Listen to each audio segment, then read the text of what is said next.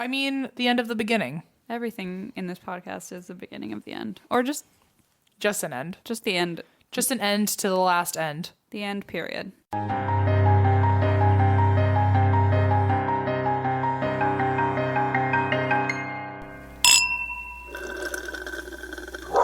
How are you? I have to pee so bad. Oh, man. Actually, me too. Do we, like, white knuckle it, or do we... No, let's elevator music it.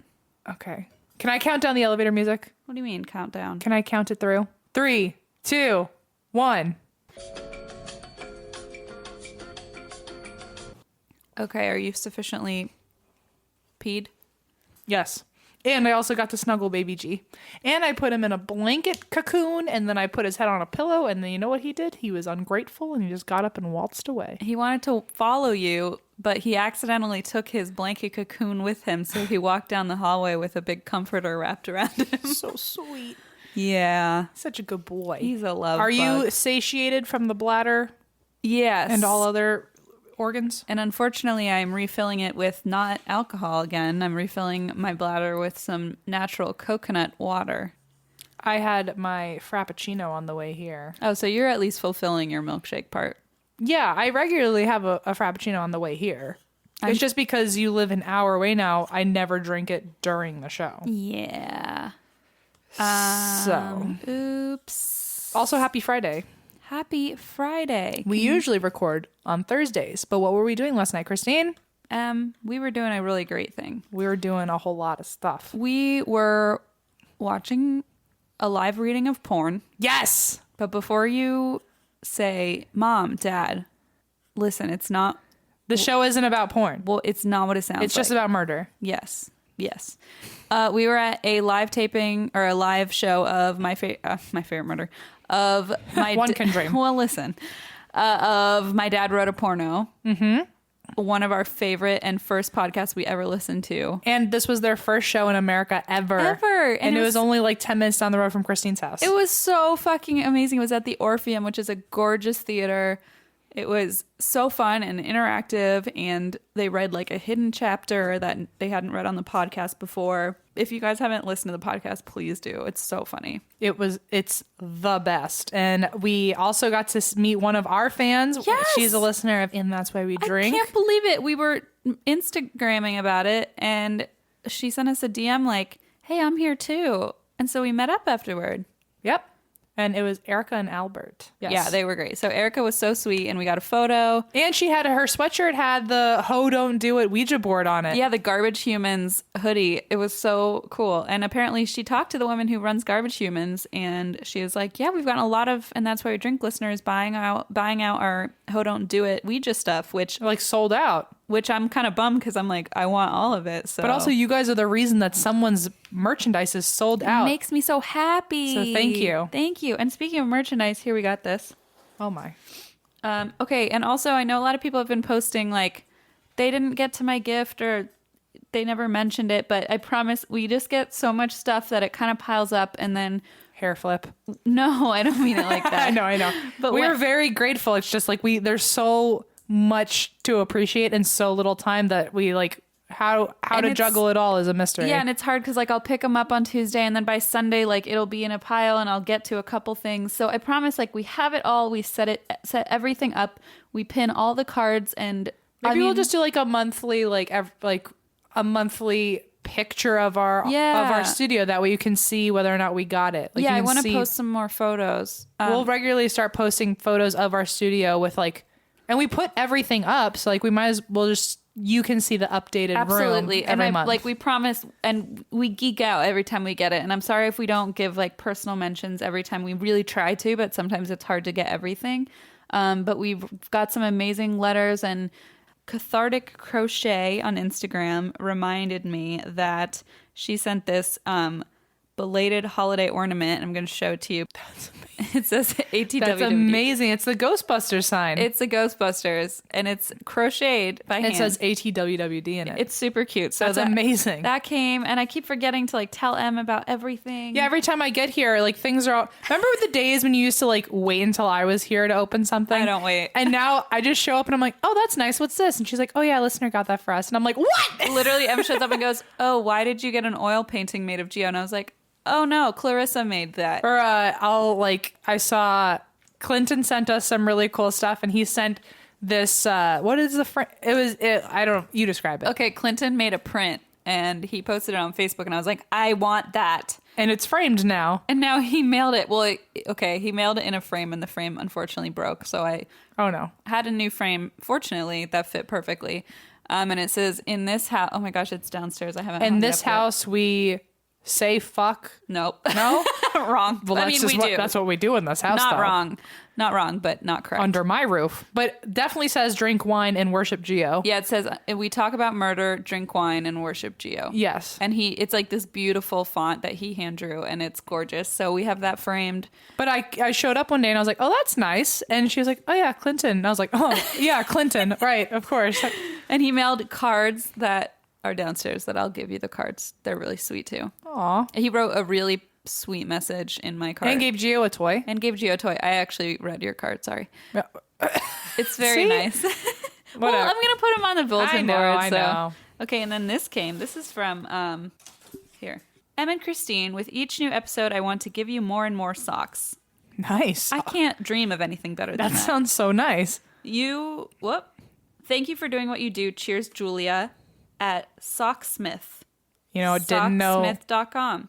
didn't know a socksmith was a thing, but You're about I was to. wrong. You're about to.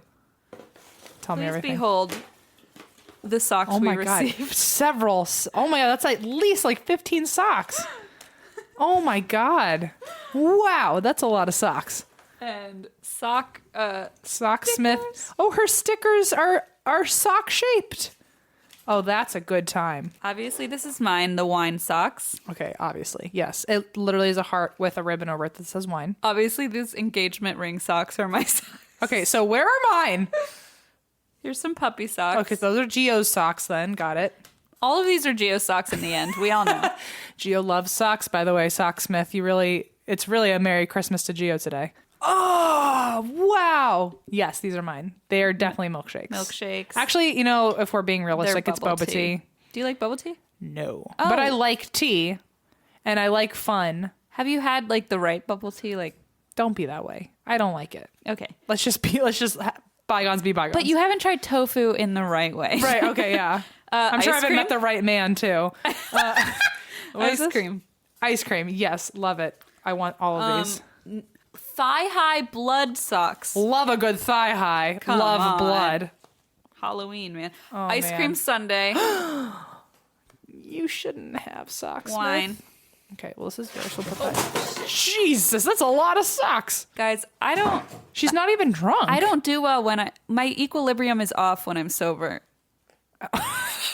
These are some no BS Socksmith socks. They look so comfy too. These say, "Oh my god, these are Ouija socks." Shut the fuck up. Can I have one? Yeah. How about I have one up for my left foot and you have one for your right foot, and then we just walk around together as a three-legged race pair. Oh my god, And then please. we can both wear the socks. Can we please? Why didn't we each get one of these? This is so dope. And are these thigh highs? They're knee highs. I mean, they're long and lengthy, and I love a tall drink of water. So there's that. I Yeah, love it. I don't know what you're saying, but okay. You guys, go to this fucking website. There's so many amazing designs. Oh my god, killer clown socks. Those are not mine. Yes, they are. They're not mine. I've never even seen it. There's literally Okay, so we many got socks about everything that ever happened in the world. So Oh, these are ghosts in love. anyway, they're so freaking cute. So thank you. 1,000 times Thank over. you, Julia. These are amazing. We literally are just Socks are my favorite thing. yeah, this is all great. I can't believe it. I can't either. So thank you, Julia. I also want to say, and Sierra. I keep forgetting to mention Sierra sent us another package, and so did Lisa G for our anniversary. I love Lisa G. But Sierra sent us that embroidery and that's why we drink, and it's beautiful. And we have Too beautiful. hung up above Clarissa's oil painting of Gio. This is too much, guys. I'm so overwhelmed. Sometimes I look around in this room and I'm like, why did people send any of this? This is so nice. Why do you care about it? Why do I sleep at night with a gravity blanket on top of me now? I don't deserve any of this. This is awesome. Also, apparently the video was from the Wingate Hotel. The Really? scary one you posted. But how? I mean, they're probably right, and I'm not. All I can tell you, look, you guys go searching through the 3 pages of Google, and there was at least one page that said, like, oh, Room 209 was a viral video at the Congress. So Maybe. I don't know. I told you guys I'm, like, not an expert. We all know how I was in middle school with my presentations. Clearly, I'm not, like, an expert at anything. I just have a microphone. Everyone was also flipping out that you didn't mention the ghost that you see in the video. You didn't see that? I watched it again and I was like, holy shit, there's like a white form that moves out of the door. Shut up. Yes, and down the hallway. You can like watch it. Okay, Christine, to be fair, you watched it the first time next to me and neither of us saw it. Yeah, but I was just screaming because I didn't know what was happening. And I was expecting it to be one of those videos that I was just so freaked out by that guy's reaction. Yeah. I wasn't even paying attention to anything else. Well, I was thinking about those videos my dad used to show me where you're like really intently watching and then it jumps out and scares you. And he thought it was so funny. So I was a little afraid you were doing that to me. No. But then I went and watched it again and I'm like, oh my God, like a white figure just like walks right out the door down the hallway. That is creepy. And then all these people on Facebook are like, it's fake. And I was like, you know what? Go take a hike. Why are you here? Then why don't you go sleep in that room and let us know how it Go goes? sit under a tree and contemplate. Okay, well then I will say my apologies if it was Wingate, not the Congress Plaza. I'm sorry. Still creepy as hell. I mean, it's still fucking creepy. That was just an extra addition. You know how like if we were a DVD, that was the bonus feature. You know what I'm saying? If we were a DVD. If we were a DVD, we'd be straight to DVD. Non-theatrical release. Yes, exactly. Well, okay. Well, I'm sorry. I mean, I slip through the cracks, but honestly, I probably slip through them all the time and just never get caught. So I don't know. Who knows? I really did just follow Google. I'm going to blame everything on Google from now on.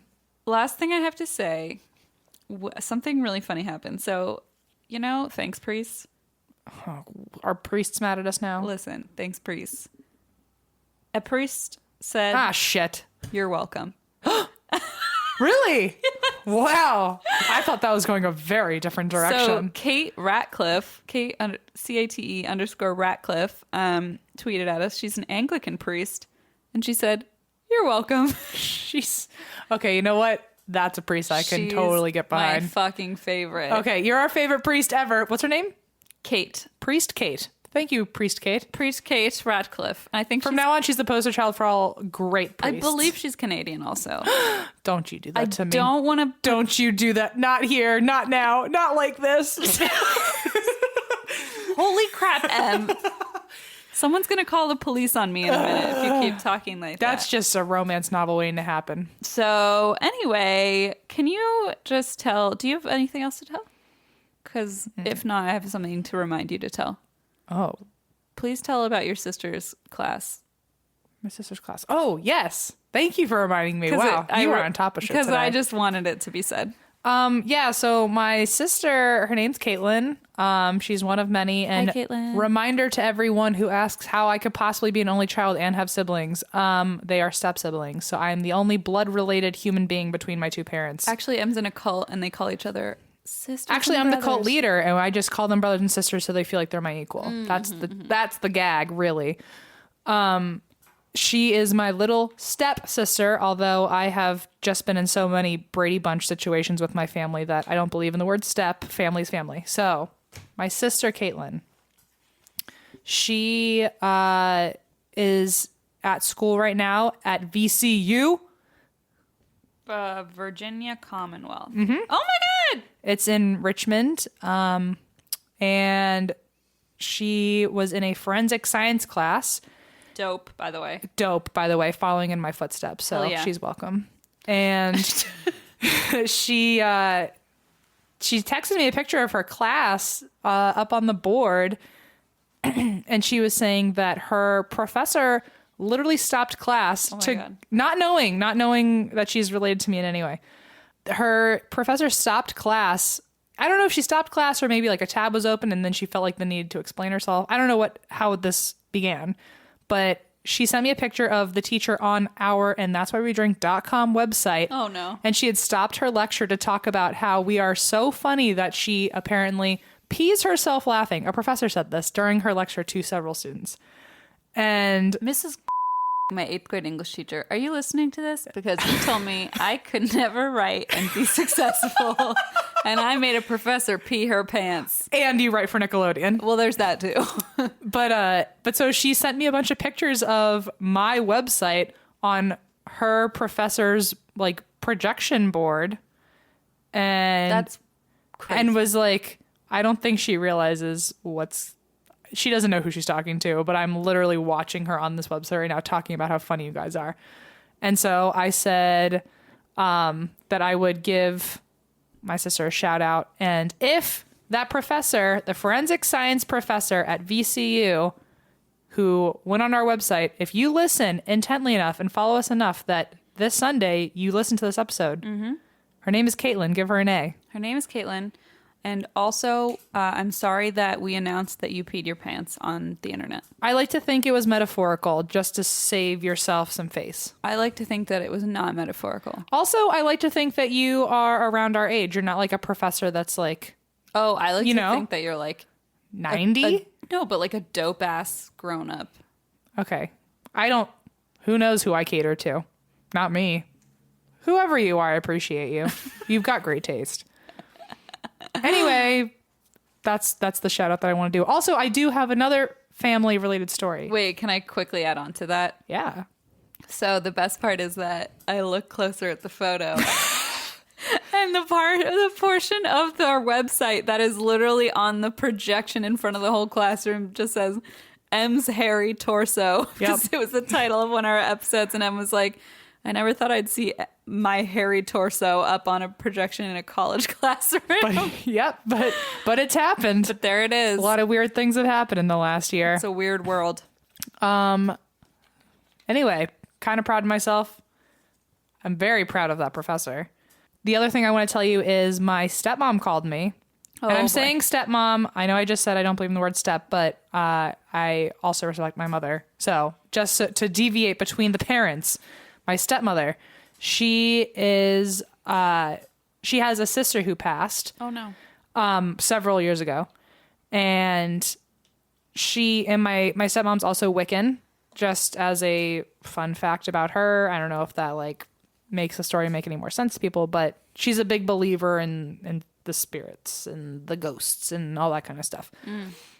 And her whole family she was raised Wiccan. Oh, that's interesting. I didn't know that. And so she called to tell me a ghost story. Yes. Where she, in the middle of the night last night, her and my dad are both smokers. I think my dad says he's quitting, but we'll see.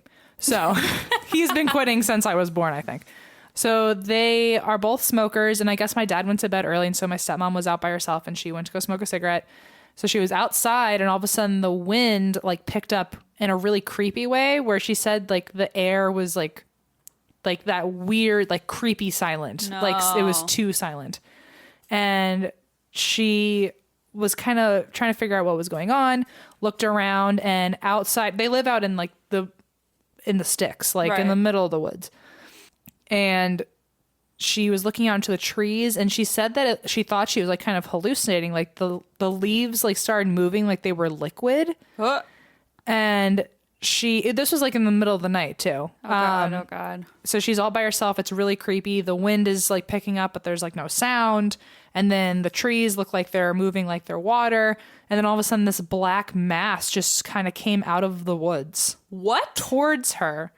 And she is also someone who she has had so much contact and so many stories with spirits that like a lot of things don't freak her out anymore. Right. And she said this thing was like a pit in her gut. Oh God. Like she just felt something. And all of a sudden this mass started rushing at her. Oh my God. Like bull rushing her. So she goes into the house, and for some reason, she had no reason to say this. She has no reason why she said it. It just came out of her mouth. She ran into the bedroom and woke up my dad and was like, look out, Debbie's coming. Debbie as in her sister. And didn't even know it was Debbie, didn't have like a feeling that it was Debbie. Just the first thing that blurted out of her mouth in a panic was, look out. First of all, weird. Look out, Debbie's coming.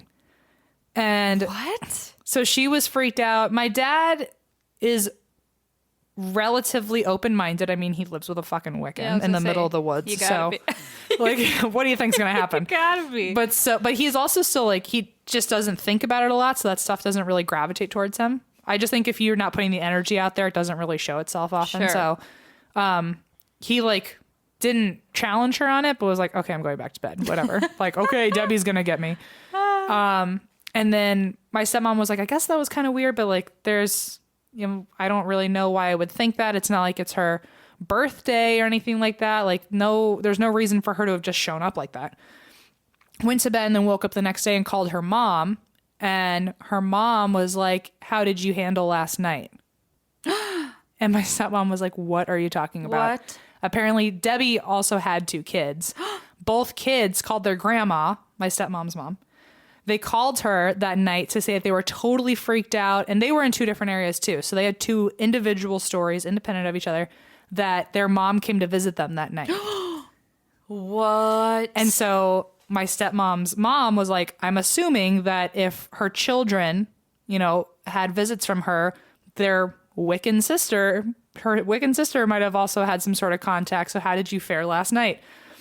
And she was like, that's so weird that you even brought it up. What happened to her kids? And the exact same thing happened of some black mass, and they knew it was her. Wait, but why is this so menacing and scary? Debbie had a past. Oh. But I mean, like... Was it like a negative spirit coming? The first thing my stepmom said was, look out. So I'm not too sure. She rushed inside and had a pit in her stomach. But like, or she might have just had like, maybe it was just like crazy energy. Like there was just so much energy. She didn't know how to like handle it or something. But I mean, I guess if anything's rushing at you. But so apparently all of them had the same experience. And then my mom was like, it doesn't even make sense because her birthday isn't for like another week. Like there's no reason for her to, be showing up. And then her mom told her, was like, no, she died that day. And not only that, but Debbie was like really into like the number 13 and always told like before she died, told them, when I die on the 13th year, I will come back. I will come back and I will make sure that you see me or you like are aware of me. And that was the 13th anniversary of her death. No. Yep. And she's never shown up really before. And so, and my stepmom had no idea. She didn't even remember it. And she's like, she died 13 years ago. And then that happened. Jesus. And then the next day, a psychic came into my dad's office where my stepmom also works. A psychic came in and said like, oh, she was either calling like to like speak to you to either say hi or to warn you about something really bad that's going to happen. Well, the bull rushing seems a little alarming. Well, that's what I'm thinking. But so let's hope she's just calling to say hi, because if she's got bad news to warn us about, that means I got to get involved. And I don't like that's you involved too. Oh, God. Anyway, that was a ghost story I heard recently. That's really scary. I don't have any others. There were no earthquakes in my house recently. Oh, good. All right. We ready? Jinx. Ho, ho, ho. Ho, ho, ho. Omelette du fromage. Omelette du fromage. Okay. First Leaf is the only online wine club that uses your reviews to make personalized wine selections matched to your taste. The more you tell First Leaf what you like, the better they can customize each new box you receive. So it's kind of like a Pandora's box where you get to select your favorites and then they're going to, wean it down to what you'll really, really love. Pandora's box where you open it and just wine comes pouring out. And by Pandora's box, I meant Pandora. I know, but I also like the mystery and the horror. Like, put a little fear in your heart. It's called it's taking a risk. It's like we like to put mythology into our Actually, we're actually Greek too. Puella S. Actually, Cornelia uses First Leaf. Cornelia, did you know that? That's the one. First Leaf makes tasting and rating new wine an exciting event. You can customize your First Leaf box by selecting the color, wine regions, and frequency of your wine shipments, and then First Leaf creates an introductory 3-pack of wine to get you started. With First Leaf's introductory pack, you'll get 3 for just $5 each. That's literally 3 bottles of wine for $5 each. That's $15. And normally these bottles of wine go for $20 a piece, if not more. When your bottles arrive, rate the wine to get personalized selections based on your unique taste. To order your 3-pack of introductory wine for only $15, go to tryfirstleaf.com/drink. That's 3 wines for only $15 on your first order at tryfirstleaf.com/drink. Experience First Leaf today at tryfirstleaf.com/drink. So, this is new. This is something new that I'm doing. And it's either going to go really well or explosively bad. Can't wait. We all know which one it's going to be. So here's the thing. I researched some of this just to make sure that this website isn't bullshit. I will say that. I just wanted to double check that like I was getting proper information. But we actually had a listener send in a request a while ago. Her name is Morgan, and she requested this, and then not only requested that I told the story, but also said, here's a link with a timeline of everything that happened. If you can at all make it possible, I don't want you to read the notes either. I want like a real reaction, like from both of us. Oh, cool. So she did enough research to find this website so that in theory, you and I can both react at the same time. Hell yeah. So I have an idea of what happened, but for the most part, I'm truly going off of a website. So if y'all fuckers out there try to say that I messed something up, you can read along with this website. Do people always attack you? You get so defensive. I'm just ready for someone to attack, I think. I know everyone's just been nothing but kind. Nobody's attacking anybody. But the day that someone does, they'll be like, I told you, Christine. Me? I don't know. I'm not going to be the one to attack you. I'll look in the mirror and be like, I told you. Okay. If everyone's ready. We're ready. This website, and this is why I wanted to double check some information because I didn't trust the credibility of this website. The website is called Higgy Pop. I'm sorry. But it is a Korean teen pop sensation. That's what that is. Blog. Well, I'm just saying the website, so if you guys wanted to read along, I'm reading along. Okay. What is it? Is it like a supernatural blog? It is. I don't know what the actual website is, but I had this article, so I'm just gonna... Wait, Higgy Pop? Higgy Pop. Oh, so like Ziggy Pop, but not. Higgy Pop. ZZ Top. That's what I was thinking about. I knew what you were saying, but I was also just going to let it go. Christine and I have had this weird thing recently where we've bonded on a telepathic level. It's alarming a little bit. Where she could say something entirely wrong, like Ziggy Pop, and I totally knew she meant ZZ Pop and just rolled with it. And ZZ Top. See? Whatever. Christine and I, yesterday, I swear there was like 2 or 3 different instances where pretty weird. Didn't even say anything at all, and she was like, oh yeah, that's what you're talking about. Like, I literally made a shape with my hands. Oh yeah, this is the best one. I made a shape with my hands and did like a little dance with my hands because I was trying to describe something that I didn't know how to say it out loud. And she's like, oh yeah, a portfolio folder with string. And I was like, yeah, how did you fucking know that?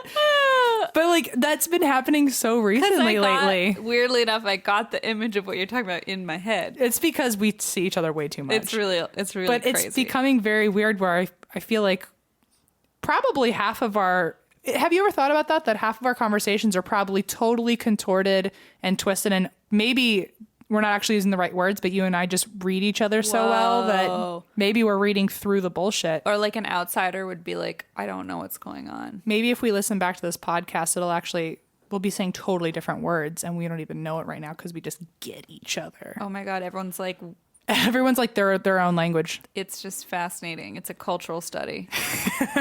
Okay, anyway, the story is called The Enfield Poltergeist. I've heard of this. I know you have. It's a good one. You're going to like this one. Everyone that knows about it is freaking out in their cars right now or in their office. Don't crash. Don't crash and don't get fired. Don't spill your coffee.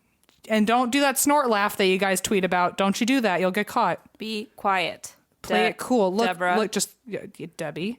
We all know you're the one making the weirdest faces right now, trying to hide your laughs. Stop screwing your face up like that. Look cool. Look, the boss is coming. The boss is coming. Play cool. Oh, nice blazer. Tell him his tie looks nice. No, don't do that, Debbie. Okay. Don't listen to M. So the Enfield poltergeist is the poltergeist that was in the Conjuring 2. Oh. The Conjuring 2? Let me check. I mean, we know someone's going to tell me I was wrong. Hang on. That's not why I know it. I don't know why I know it, though. It's one of the most popular poltergeist stories. Maybe that's why. Yeah. Okay. It is the Conjuring 2. Good to know. Good to know for me, as I should have already known that. Okay. Whoops. This is going really on well. On the fly. This is called improv. This is what happens when I didn't even do notes for this one because someone told me to just trust them. So, Morgan, if I fuck up, I'm just going to have all my questions forwarded to you. Morgan, you screwed. She's a Everything risk taker is what she is, because she's really trusting that I'm going to make this work. We're just going to do one of those forwards where all our emails go to her instead. Ready, Morgan? Ready. Get ready for 1,000 emails. So it starts in 1977, and it's in England. Fun fact. Enfield is the area in England that it happened in. Fun. Okay. It starts with a family of 5. There's a mother, a single mother, and 4 kids. Okay. Okay. The woman's name is Peggy. Peggy Hodgson. Okay. And she has 4 kids, Janet, Margaret, Billy, and Johnny. So the creepy thing about this is one of the most documented poltergeist cases where there is some version of proof. Like, there's a lot of pictures. Like, a lot of people at the time were freaking out about this story, so a lot of journalists and photographers came in. Whoa. So there's relatively great documentation of this. I say relatively because, of course, all of it could have somehow been fabricated and not real. But if all of it's true, this is one of the best documented cases of poltergeists that we've seen. So Janet was 11. Her sister Margaret was 13. Her brothers were 7 and 10. Also, her 10-year-old brother was away at a boarding school for most of this. So fucking pour one out for him because he got to miss a lot of this crap. Yeah, lucky. So one night in 1977, Peggy's the mom. Mm-hmm. There's just a lot of names in this story, so I'm just going to keep... Yes, I appreciate that. Yeah. I believe you guys can, handle it, but I'm just going to make sure that you guys are on board with me. I'm just knows I can't, so... I'm used to you not being sober, so I'm used to having to, go over it a couple times.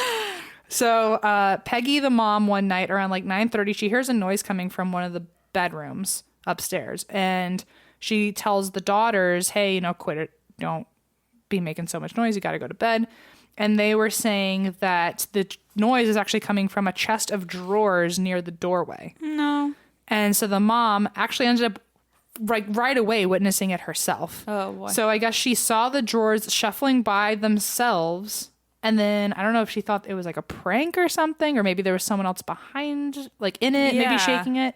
But so she tried to push it back towards where it was.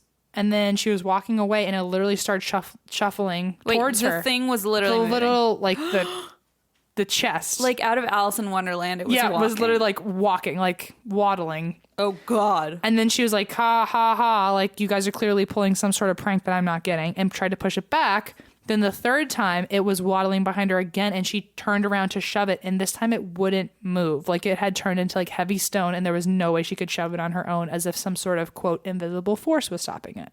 The notion of a piece of furniture shuffling toward you, that gave me chills. The notion of it shuffling and then all of a sudden deciding on its own free will that it can't move anymore. It's now done. It was able to literally lift itself, and now you can't move it with all your might. That's the part that freaks me out. So immediately, this mom was like, fuck that. Brings the kids across the street to the neighbors. The neighbors are called the Nottinghams. Of course they are. So the husband of the Nottinghams, he goes over to the house to double check, make sure no one's in there. Which, by the way, I get the stereotype is men should be brave and strong, but that still takes fucking guts. I don't care if you're a big, strong man, you're gonna go protect people. Walking into a house where apparently some creepy shit is happening by yourself, bravo to this guy. But I also feel most people would be you're just imagining things, nothing's there. You know what I That mean? will never be me. I mean, I know it's not you, but I feel like most people, if you're like, the furniture was walking toward me. I just need to. Here's the thing: when I go into the future, and I live in the future, I have to live in a house that is between two houses, and on one side of me is a very logical family, and the other house is a very spiritual, like heavy believing family. So, like, depending on my situation, I know who to run to. Like, I've got open-minded people being like, look, shit is haunted over there. Can I stay with you? But then I can also walk over and be like, hey, like, there's something, and I'm clearly, like, just losing it. Can you go check the house without fear that you're going to get possessed because you don't believe in that? I'm glad you figured it out. Okay, already. so you're going to be to my left, and then Blaze is going to be to my right. Blaze and I will each buy a house. I'll next just go door. over. I'll sleep at you and Gia's house, and I'll have Yes. Blaze go over. Blaze and Alexander can be on the other side. So anyway, so Mr. Nottingham goes over to the house, looks around all by himself, and even for someone who's not much of a believer, he said that there was a knock on the wall that followed him throughout the entire house. And then when he got upstairs where the chest was, he actually heard knocking on the ceiling right above him. Oh, God. So there was a knocking that was following him, and he felt the entire time like he was being heavily watched. So then later that night, they ended up deciding, you know what, let's just call the police, just in case. Yeah. So at 1 a.m., 2 officers show up, and they're looking around the house, and there's no crime. So they're like, well, there's nothing we can really do. But before they left, one of the policewomen, her name was Caroline Heaps, and she literally saw a kitchen chair near a sofa in the living room. Okay? Okay. It began to wobble right in front of her. No. So this thing isn't even afraid of authority, like the legal authority. It begins to wobble and then literally slides across the floor towards the kitchen as if it's being pulled, like literally dragging itself. And then I actually, from my really quick research, I actually did find a quote from her. Oh my! From this detective? Because she was a constable. I don't know what the fuck that is because... we're in England, right? Yes. But she actually put in a legitimate police report about this. Like, just to have it on file that this did happen. Holy shit, so there's legitimate... Somewhere in the world, there is legal documentation. And this wasn't, 200 years ago. Like, this was recent. This was in 1977. Jesus. So only 40 years ago? That's pretty crazy. P.S. A constable is a peace officer with limited policing authority, typically in a small town. Okay. So peace officer... It is the 70s, so... I mean, she probably had a flower crown. I'm saying. She had a badge made of hemp. Oh, always. And so she actually gave a sworn affidavit confirming that, quote, a large armchair moved unassisted 4 feet across the floor.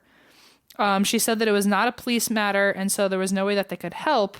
So this is what she testified. So that was a quote from a different article that I looked into. This is her full testimony. Caroline Heaps testified to the investigation as follows.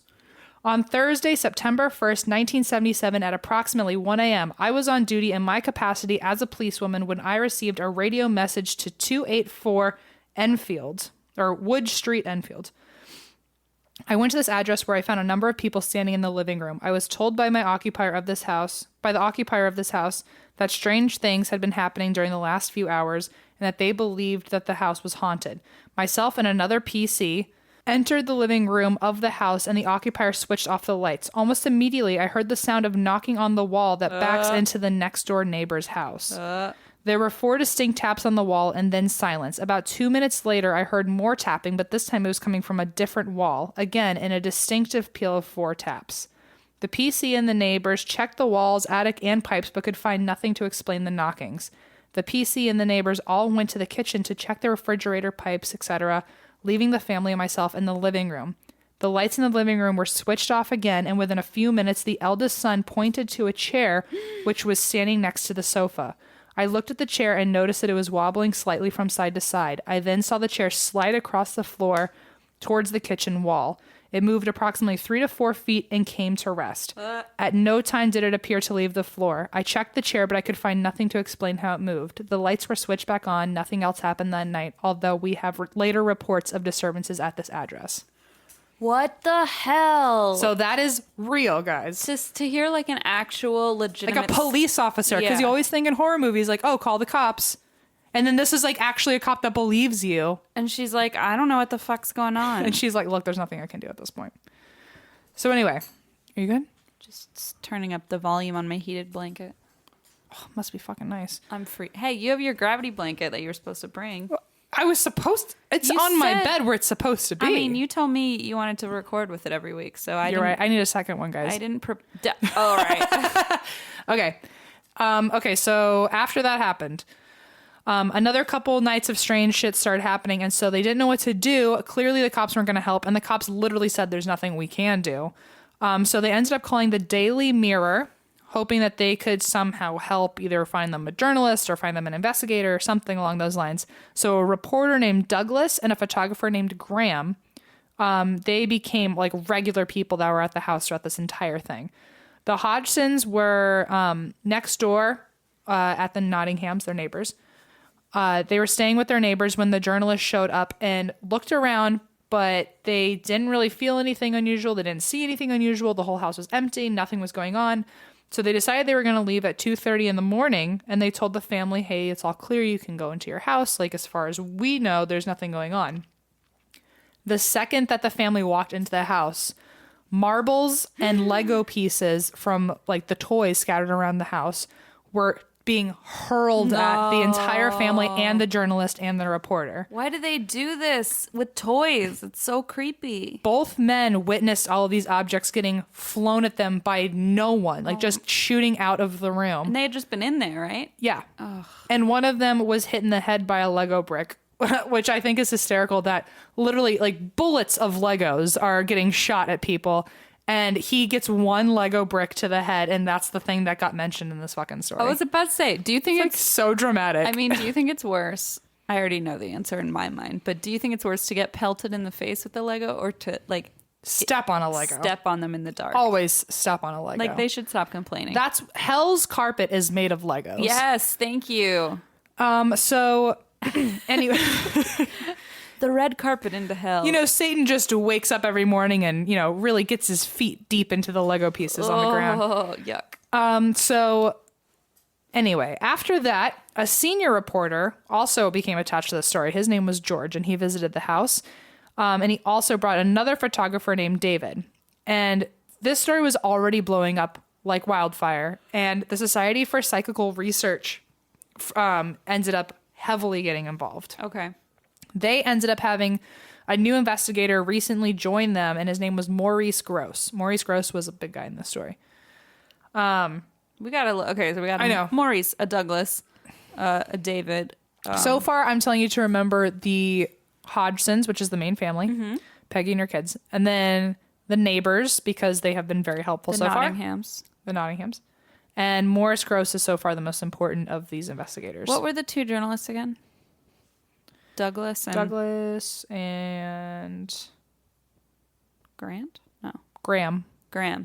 That, I mean, honestly, every time I hear you mention Douglas and Graham showing up, I don't know why, but I just can't not picture them as like Neve from Catfish with his like... Oh, and Max. Just like showing up like... Actually, this is a whole episode of MTV. This is Catfish from MTV. Yes. Actually, the Nottinghams just set this whole up. But doesn't it seem, I don't know. It does. It does. In my head, they're like, we're checking out the scene. Like, I don't know. Yeah, that's exactly what it sounds like, actually. Max gets pelted with a Lego, and they're like, did you see that? We got pelted with a Lego. It sounds like you're talking a lot about Zach Baggins. I can't get him. He would absolutely get hit with one Lego brick and like make a whole episode out of it. He would rip his He'd be, why did you do that? He would rip his acid wash jeans right off and Hulk out. He's the guy who would piss off the ghost and then get one Lego to the face and then have a hissy fit. Oh, man. Okay. Come at me, bro. So Maurice... he became like the lead investigator of all this. All right. So he has a quote, the first visit to the house, the first visit, he was quoted saying afterwards, I found chaos. The whole family was congregated in the house together with the neighbors next door, and there was a lot of very, very frightened people there. He also told Peggy that she should probably just keep a diary of everything going on because someone had to. That's what my therapist told me. Oh, cool. Actually, Maurice is your therapist and you're Peggy. So, also, we're in London. Also, we're friends with Neve from Catfish. It's his dream come true. Oh, right. That's my dream. To, hang out with Neve in Hell's Carpet. So Maurice actually, like, within the next few days was already back because more shit was already happening. Sure. So at 1:15 on one morning, they all witnessed a loud crash coming from the girls' bedroom. Apparently all the kids were asleep, but the mom was freaking the fuck out. That's so scary from your kid's bedroom. I know. Let's not even think about it. I don't even have kids and I'm scared. So imagine being a parent. No. Ugh. So this is why parents, you made a mistake. You could have just ran out of the house, but now you've got fucking baggage you got to drag out of the bed. Anyway. Says M, who's like, I want kids so fucking bad. Let's just... Allison, I'm sorry for the fucking psychosis you have to date. Okay. think of all the Legos. Ooh, Allison, we're not having kids. Legos are the best birth control. So they're Hell's Carpet and birth control. Anyway, I don't know what I'm saying. Anyway, so Maurice showed up at 1:15 and everyone heard a loud crash coming from the girls' bedroom where they were sleeping. They ran upstairs, found the two girls still asleep like they hadn't even heard anything. And the chair in their room was sitting upside down. Ugh.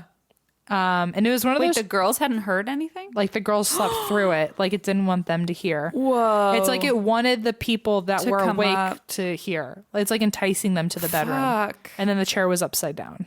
Oh, what is it with the furniture, man? I don't like it. It's just so, I don't know why, it's just so warped. It's like something... It's so twisted. It's like something that we just grew up thinking like, this doesn't happen. Yeah, exactly. So when it does happen, it's so weird. It's so out of the ordinary. So when that happened, Maurice decided to sign on officially for the entire investigation. It's like, I'm in. Meanwhile, I would have been like, oh, that's my ticket out of here. Bye. Fuck yes. So anyway, the story became like front page news, and the Daily Mirror, which had all the reporters coming in and out. Right. They were the people that got to break the story.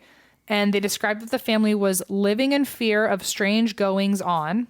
Sure. I would have fucking said ongoings, but whatever. No, goings on. Ongoings is not a word. I'm not saying I'm like better than them. I'm just saying how I would have ignorantly done it. Better. So that evening, Peggy also showed up on a London radio station, and she talked about it for the first time. And that was the beginning of like everyone knowing about it. So BBC Radio was involved. Oh, shit.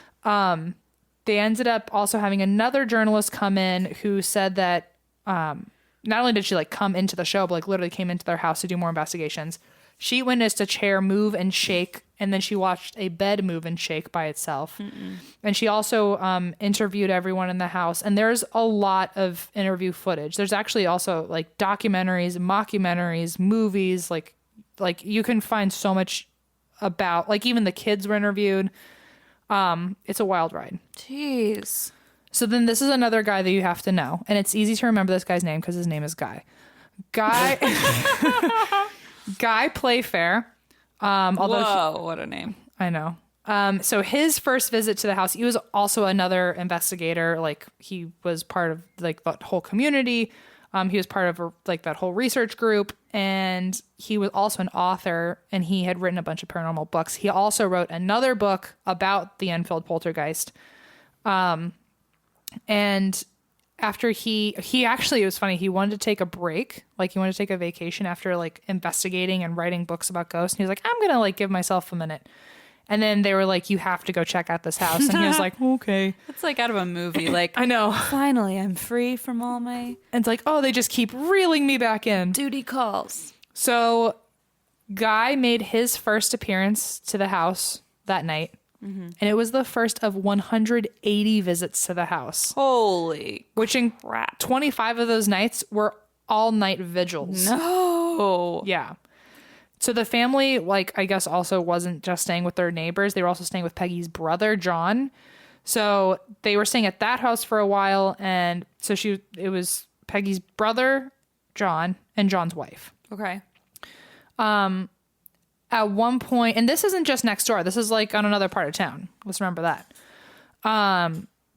They were staying at her brother's house, and the wife was making tea, and all of a sudden, out of nowhere, a child's toy appeared in front of her face, like in midair, just like blink, just was there, like genied out of nowhere. Was it a Furby? Yeah. Can you imagine? Can you imagine? Wow, that is the hell's That is That is the hell's nightstand. decor. Sitting amongst the mountain of Lego pieces. So a child's toy appeared in front of her face and literally dropped to the counter right in front of her. No. So that's like proof that it wasn't just it wasn't just in their house, like it was following them. So was it Peggy or was it? It was his wife. It was John's wife. John's wife. Okay. She was just making tea while the family was in the house, and then shit started happening in the house. That's awful. Also, I want to make a correction. Apparently, I said the address already was 284 Wood Street, and apparently that's the the protected name. Oh. But it's actually Green Street. So you're giving the unprotected name? I think it's just been so long and they don't live there anymore, so it's like safe to say. Oh, so at the time they gave it like a like the original stories it was called Wood Street or something like that. Oh, got you. But I do remember it saying Green Street, so I just want to correct myself before other people do it for me. The BBC radio team visited again, and this time they had tape recorders, they had like millimeters and all sorts of ghost equipment, just to try and see what they could find. And at one point they were taking like a tape recorder to every single room, and this is the first footage they have where they were able to get 30 taps in a row and like against the wall, like 30 intelligent taps, like responding to things. Yeah, so like they would just hear like, oh god, Gio's shit. barking. And why would you do that? I forgot his ears are better than ours. We care about the ingredients in the food we eat and the beauty products we use, so why shouldn't the same be true of our feminine care products? That's where Lola comes in. Lola is a female-founded company offering a line of organic cotton tampons, pads, and liners. They started their company with a simple and seemingly obvious idea. Women shouldn't have to compromise when it comes to feminine care products. Major brands use a mix of synthetic ingredients in their products, including rayon and polyester. Yuck. Like in them. Their feminine care products also are treated with harsh chemical cleansing agents, fragrances, and dyes. Oh my god. So Lola, their products are 100% organic cotton, and they make your month a little bit easier. Their subscription is fully customizable, and you can choose your mix of products, your perfect mix of absorbency, your number of boxes, and frequency of delivery. Lola's subscription is super flexible. You can change, skip, or cancel at any time, and the company is founded by women for women. Founded by the greatest for the greatest. Yes. They're now offering pads and liners as well as non-applicator tampons for those looking for a more environmentally friendly option. I use Lola now because it's convenient, easy to use, comes straight to my door, no trips to Walgreens. I highly recommend it. For 40% off your first order, visit mylola.com and enter promo code DRINK40 when you subscribe. That's mylola.com and enter promo code DRINK40 for 40% off your first order. So much stuff was going on, and not only just like the paranormal stuff, but like the media was always around. And apparently, if you listen to the interviews, I know that they had said that it was just so chaotic that year where the door was always open because it was just like a revolving door of media people coming in and taking pictures, and mediums and psychics and photographers and reporters. Like it was just like everyone was always in that house. So it was like really wearing on the kids. And so they ended up deciding to go on a vacation and like just get away for a week. Good idea. While they were gone, Maurice, who is the main investigator on this, right, he decided he was going to stay in the house while they were gone just to see what he could get on his own without the kids around. Right. He decided that he was going to have some sort of communication with them, and he decided to do it with knock, since knock seemed to be the most prevalent way that this thing was communicating. Makes sense.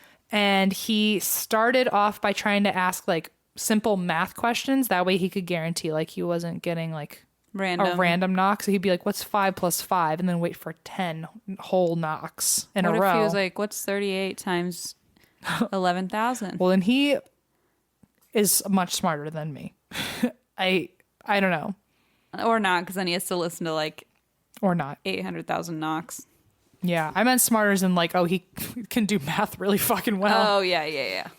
But then imagine if all of a sudden he just heard like 27,000. Like, oh no. So that would be a distinct sign that there was something there, I think. So anyway, so he did a couple series of number questions just so he could confirm that, it was some sort of intelligent response. And then he said, okay, do 1 knock for no, 2 knocks for yes.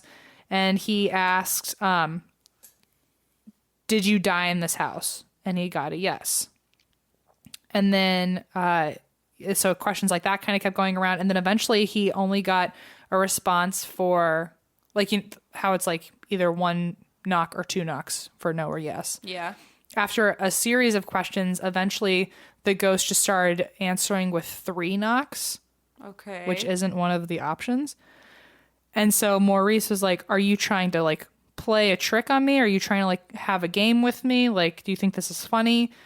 And instead of a knock, a cardboard box full of cushions flew 2 meters into the air and then hit him in the face. So like, just fuck you, I guess. Like, haha. But a box of cushions. I'm glad it was. At least it wasn't like a box of nail guns. A box of like Jesus, nail guns. I don't know. I was trying to think of something painful. But that would be indeed very painful. Oh yeah. So they also invited a psychic into the house. And then they also brought in a couple investigators who brought in magnometers, which reads like electromagnetic field. Every single machine does, it seems. Right. During the psychic going through the house, the pillows from the beds were thrown at them from 2 different rooms. And each time that happened, the equipment would show like huge spikes that like there was some sort of activity going on. Oh, shit. At 5 a.m. one morning, Janet, who's the 11-year-old girl. Yeah.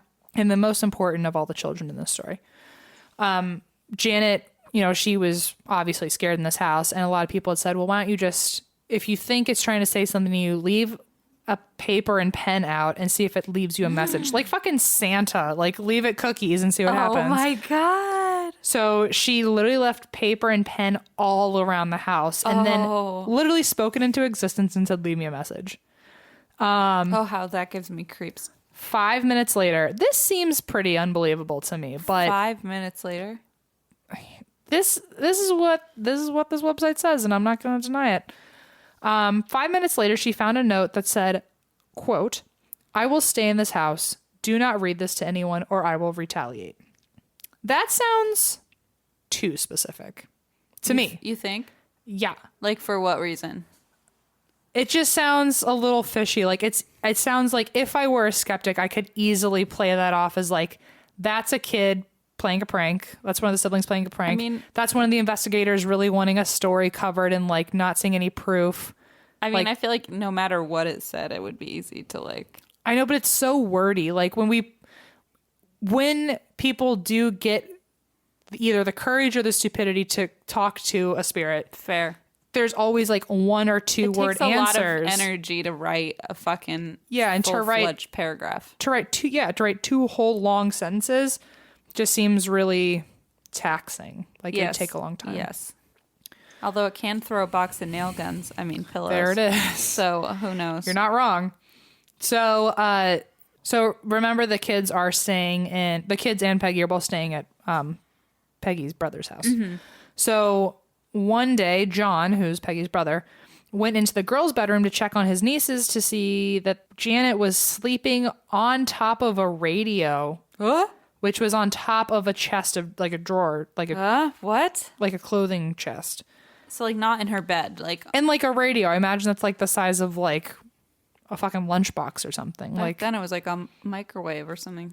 Yeah, imagine like waking up and seeing like a microwave on a dresser and your fucking niece is sleeping on it and not even aware of it. And they're like, well, maybe she was, awake. And like a lot of the skeptics try to say like, oh, the kids were pulling all these pranks. Right. Somehow. What is she, like 10? Yeah, she's 11 or 12. She's 12 at this point. Okay. And so they were saying like, oh, well, maybe she was pulling a prank. And their excuse for this, though, is that she was having so much trouble sleeping through all this that the doctor that day had prescribed her 10 milligrams of Valium so she could sleep. So she was knocked the fuck out.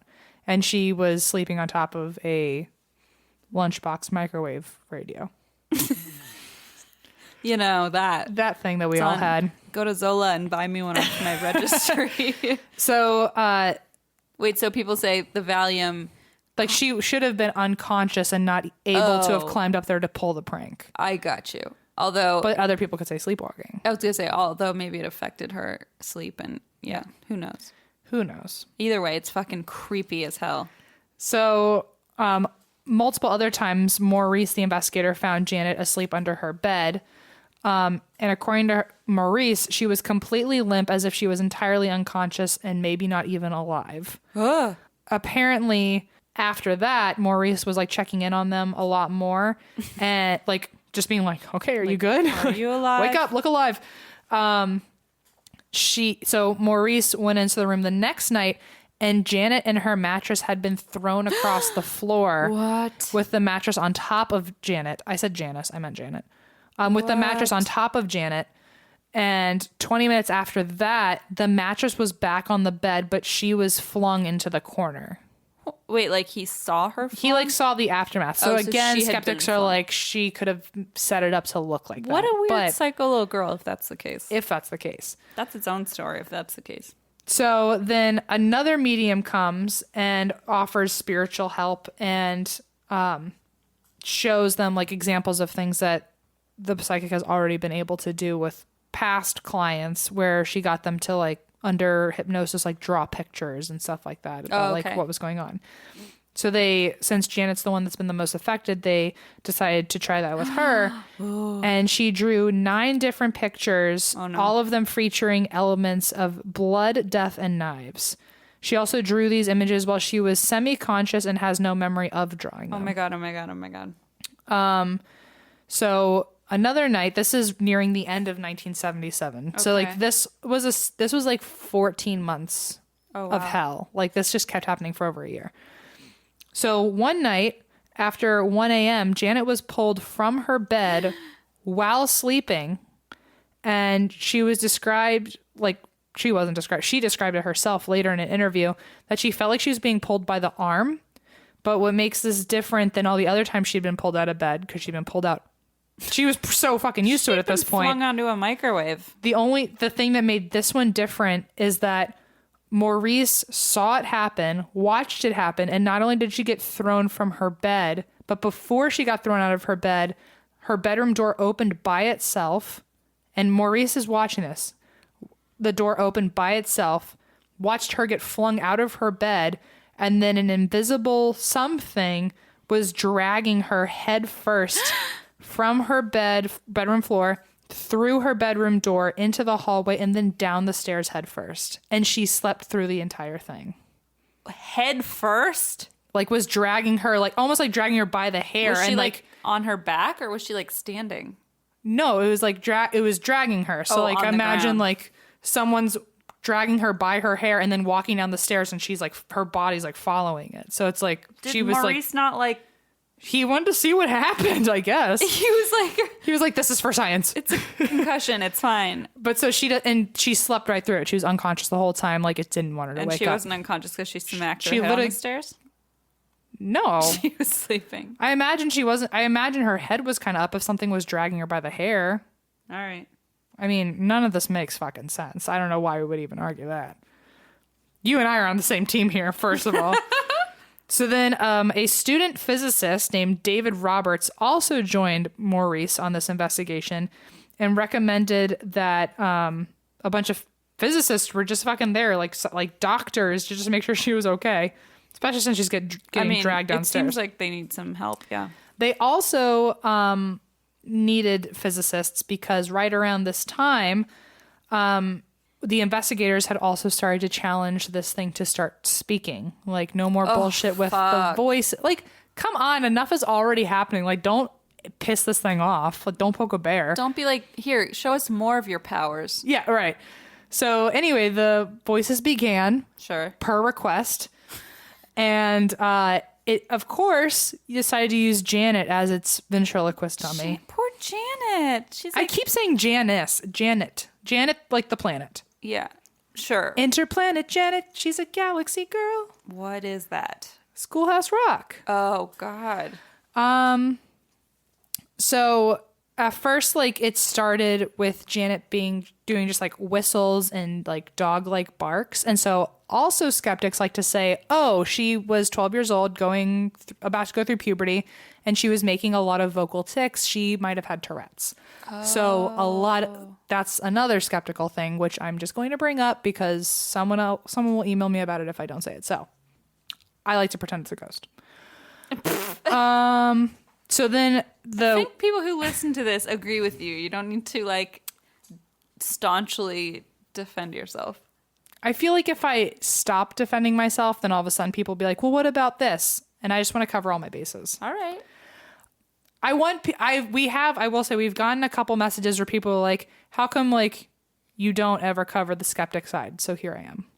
The whistles and dog-like barks also started turning into like gruff growls, I guess. Ugh. And it was a male voice that was coming out of Janet. And as a 12-year-old, like, she didn't have like the vocal, like the throat capacity to create these sounds. It's one thing to be like barking, but like to be speaking as a man. An old man too. Ugh. So the voice sounded like an old man. And then because the physicists were now on board, they were doing all these tests on her to make sure that it wasn't her like faking this. The voice of the ghost speaking through her said his name was Joe Watson. Okay. And there's a whole conversation somewhere in the world caught on tape by Maurice. But then Joe left, and then another spirit officially started speaking through Janet regularly. And his name was Bill Wilkins. Bill Wilkins. And he apparently was super chatty and made it very clear that he died from a hemorrhage in the house while sitting in a chair in the corner of the room. And here's the thing. They bought the house from the county, so it was already furnished with the previous owner's furniture. And so Janet, who's 12 years old and did not know the person living there before, would all of a sudden start like waking up in the middle of the night sitting in the chair. No! Oh my God, the terror. And would point at the chair and say, that's where I had a hemorrhage and died. That's in an old man's fucking voice. Fucking terrifying.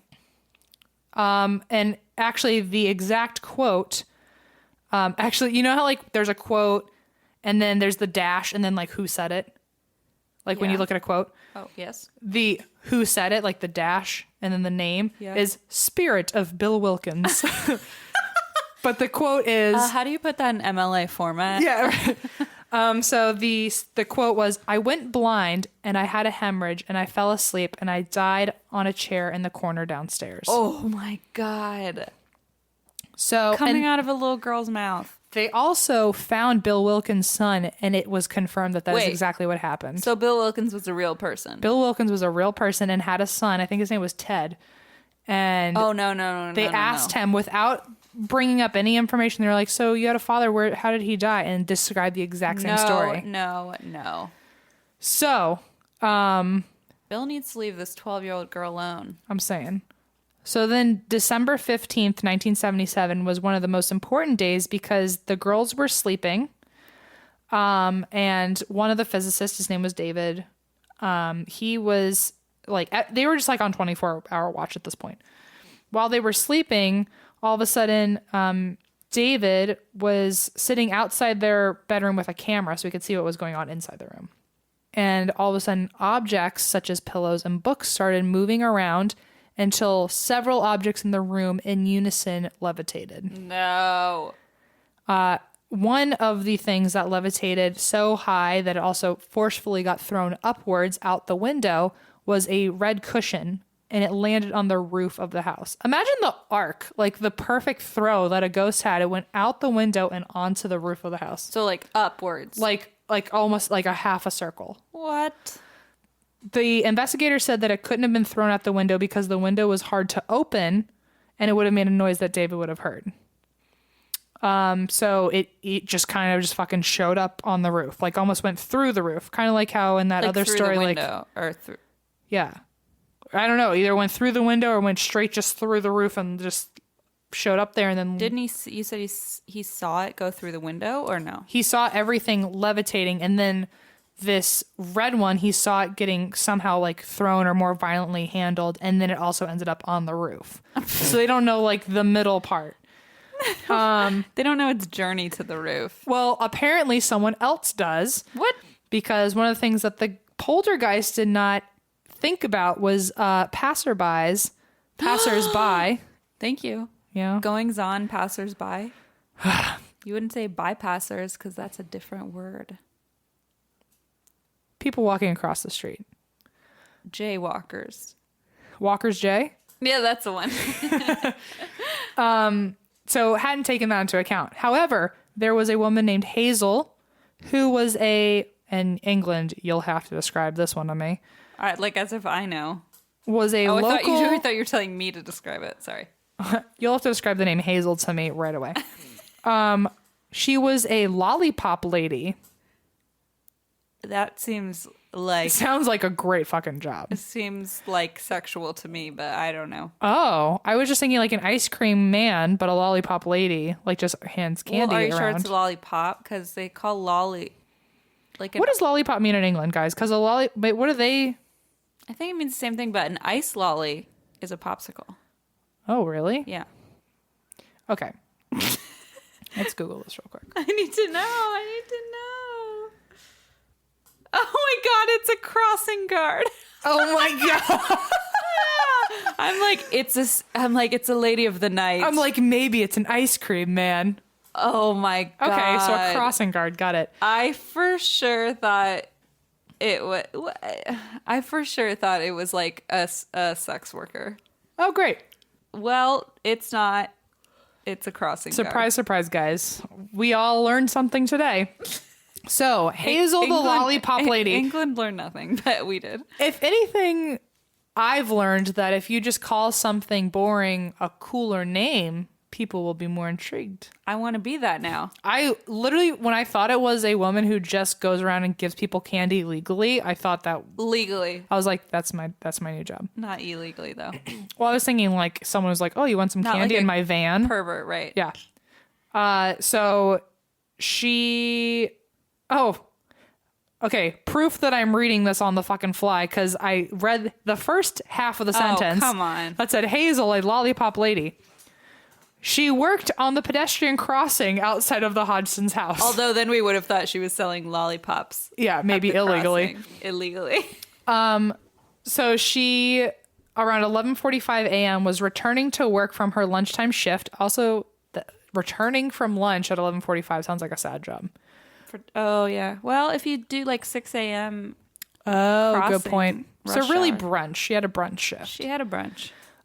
She noticed a red cushion on the roof of the house.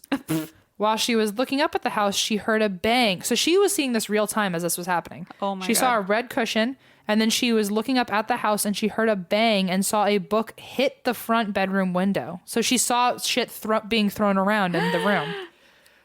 Next, she saw a pillow fly across the room.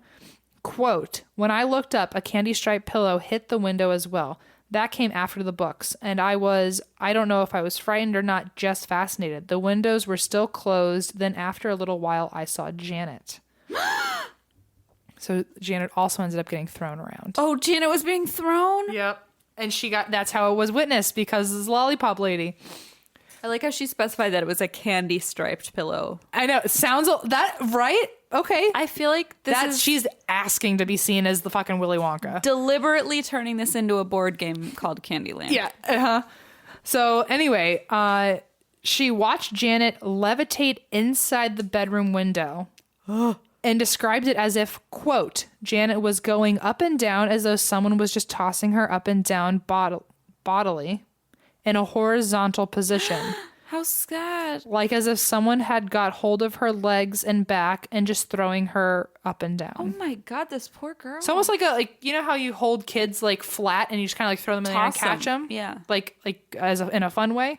Except this is a 12-year-old girl. Like, I don't know what you're benching, but that's like a bigger child than usual.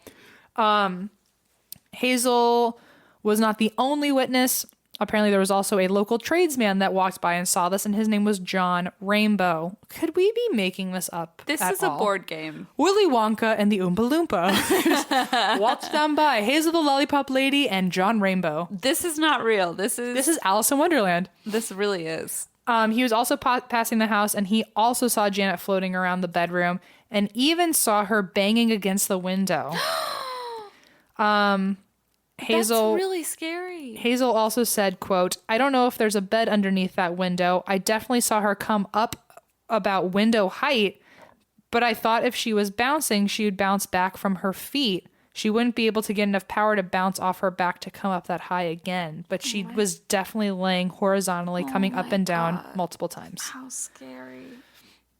So after that, they decided to bring another psychic / healer / paranormal author, I'm sure, into the house. And his name was Matthew. And he decided to bring some equipment with him as well, like a microphone and tape recorders and all that. Spoke to Bill, who is the voice coming through Janet, by the way. So we sat down and had an interview with Bill Wilkins, and talked to him, and then watched the microphone fall and break itself. And so he went for his backup tape recorder, but it was all of a sudden missing. And he walked around all day, couldn't find it wherever he looked.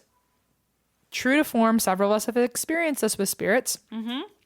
Later that day, as he was about to leave, he heard a crash from upstairs where he had not been, and found the chest of drawers that was originally moving at the beginning of this story had been pushed over, and the only thing that had fallen out of the dressers was his tape recorder. Yikes. So this is where another series of skeptics believe that Janet was faking things. So another paranormal researcher was in the house, and he caught Janet sneaking out of bed and peering down the stairs as if she was making sure the coast was clear to like plan a stunt. Oh. And so a couple of people believe that this is an obvious sign that she was trying to trick everyone. Looking down the stairs. True, but even Janet herself now, because she still gets interviewed about this. Oh my. Actually, a couple years ago was the 40th anniversary of the hauntings, and so they actually went back to the house with the Warrens, with Lorraine Warren. Yeah, sure. And walked around and had an interview. But she did say that a couple times her and her sister would pull pranks on the paranormal researchers just because they were kids and fucking scared and trying to be kids. But then people would mistake them for them trying to like plan all these fucking hoaxes. So they were just like playing around. They were just like trying to save like a sliver of childhood left. And they're like, well, when people were walking in and out all the time and we needed to entertain ourselves, we would just like try to pull pranks like any other kid would. But people kept telling us that they weren't pranks. They were us trying to trick them that none of this was really happening. But skeptics will like feed off that and be like, everything was a prank. So she maintains that like she says that the big stuff actually happened. She says the big stuff happened, and she said that there were a couple of times that they tried to pull pranks, but every time before they were ever to pull a prank, because there were so many people in the house, someone always caught them, so they never even pulled one. Right. She says that anytime something like paranormal or supernatural happened in this house, she says, quote, 2% of 100% of all this horrible stuff that happened was fake. Like 2% of it was like either an exaggeration or it was fabricated in the news, or it was a prank that kind of almost happened, but then we got caught, so it didn't really happen. 2%. So she says 98% of all this is totally real, and the rest was fabricated by the news. 2 days before Christmas, yeehaw, the family woke up and found their 2 pet goldfish had mysteriously died during the night. No, don't kill the pets. When talking to Bill, the voice said, "I'd done that." Adding that he electrocuted the fish with spirit energy. What the fuck? What does that mean? What does it mean? I don't want to find out. On the same day, Maurice filled Janet's, because everyone was saying she's pranking you. She's like using her own voice to make this old man voice. She's spiritually electrocuting the fish. So, to prove otherwise, Maurice filled Janet's mouth with water and taped it shut. I'm sorry. And then asked Bill to repeat the same phrases he had just said. And then other notorious ones that he apparently had been saying throughout their conversations, such as bottle of beer. Because apparently he would say, like, I want a bottle of beer. Something like that. I don't know. Janet's just like, no. We all know your ghost would say, give me a glass of wine, so. It's Janet just pranking them like, no, I just really want a beer. Please give me a beer. I'm an old man, see? I'm old. I'm old enough. I'm not 12. But apparently, the water and tape in her mouth didn't at all affect the voice's clarity. And you could still fucking hear her talking. Oh, God. With a taped mouth, so her lips should not be moving, and water, and a voice should not be happening. And there was no gargle or anything. You could straight up fucking hear a voice talking right through it. That's wild. Anyway. Also, I do want to say, because I also heard about this, so I wanted to look into it. A physicist tried an experiment on Janet with something called a laryngograph. And it indicates, I'm just going to read this straight out of my notes because I'm not going to pretend I'm a fucking scientist or Blaze. It indicates an effect known as plica ventricularis, which is muscle tension in the throat, which can produce sounds independent of the vocal cords. Oh. So they were thinking like, okay, maybe she fucking cracked that code at 11 years old. Right. So, however, like for people where this happens, where they're able to create sounds, like false sounds without using their vocal cords, when that does happen, there are severe side effects within 6 months, or within 6 weeks, within 6 weeks of it happening, and Janet never exhibited any of those signs. Side effects? Like, I guess, like really hoarse voice. Oh, like you're injury to you're bruising your own throat. And she never, like, they never saw anything. And then also a ventriloquist said that the voice was being produced via the diaphragm or by, quote, false vocal cords, which who knows what that fucking means. But it was disputed to a point where Maurice was so convinced that that was not the case, he offered what is 500 euro? Mm-hmm. Euro or pound? What's the sign? Oh. What's that looks like a fancy L with a line. In England, it's pounds. Okay. He offered 500 originally, and then later 1,000 to a nominated charity if any child could replicate the voice under the terms that he had specified, and nobody could either took up the offer or tried. So it's just like proof that like, okay, we believe that this is not her real voice. Holy shit. So I don't know what a budgie is, but it's an animal apparently. Apparently, from what I'm seeing, Christmas Day, the Hodgson family woke up and their pet budgie had passed away in the middle of the night. But Bill says this was not him. It was not his responsibility. But later that day, Christmas Day, Janet was sitting in the living room by the window and one of the curtains wrapped itself around her neck in front of the whole family. And apparently that happened a total of 8 times during this whole situation. Take the curtains down. Right. So, of course, next up is Peggy's birthday. And on the evening of her birthday, Margaret, the other daughter, walked into the bathroom to find the word shit smeared on the wall in shit. No, I was afraid you would say that. While Peggy's birthday... on Peggy's birthday? Yeah, happy birthday. Oh, poor thing. So she also saw an apparition that night for the first time. While she was going down the stairs, or while she was going upstairs, she saw an apparition of the bottom half of a man's trousers. And as I went to look up, I got a very quick glimpse and it faded completely. The trousers were the type my dad would have worn, the turnover style he used to wear in 1945. Oh, creepy. So old ass pants. And then before she could get like beyond the pants, they already disappeared. I looked up a budgie. I think it's type of bird, like a parakeet. Oh, okay. Why is he killing their animals? Because it can. I don't know. It's really mean. Another message was in the bathroom too, but this time it was using strips of tape that belonged to David Robertson with the rest of his production materials. Like equipment. But he had lost the tape prior. Ugh. And the tape read out, "I am Fred." What? So who the fuck is Fred? I can't wait to find that out. So Guy and Maurice concluded that this couldn't have been faked because the girls, because the children were on such severe 24-hour watch, someone would have seen them do it. And the sentence was made with like over 20 individual pieces of tape, and it would have taken too long for someone to not notice. Shit. So next up, BBC Radio comes back to the house to see what's going on, and Janet's sister is also starting to speak like Bill Wilkins. Oh my God. Jesus Christ. Margaret's version of the voice lacked the intensity and duration of Janet's. Fun fact for all of us. Interesting. Then BBC Scotland shows up, because why not make this intercontinental? Come on. the crew actually got footage this time, which showed the poltergeist speaking through Janet. And I will say this is a fucking creepy interview. Ew, you watched it? I didn't watch it when I thought I was going to cover this, but I have seen this in the past, and it's creepy because she just smiles the whole time. No.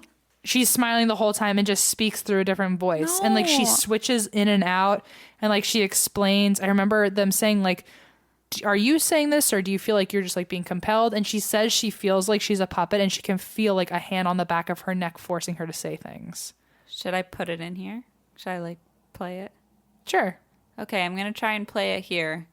So get ready for your ears to be scared. Go. I want you to tell me whether you remember what happened to you when you died. Just before you died and just after you died.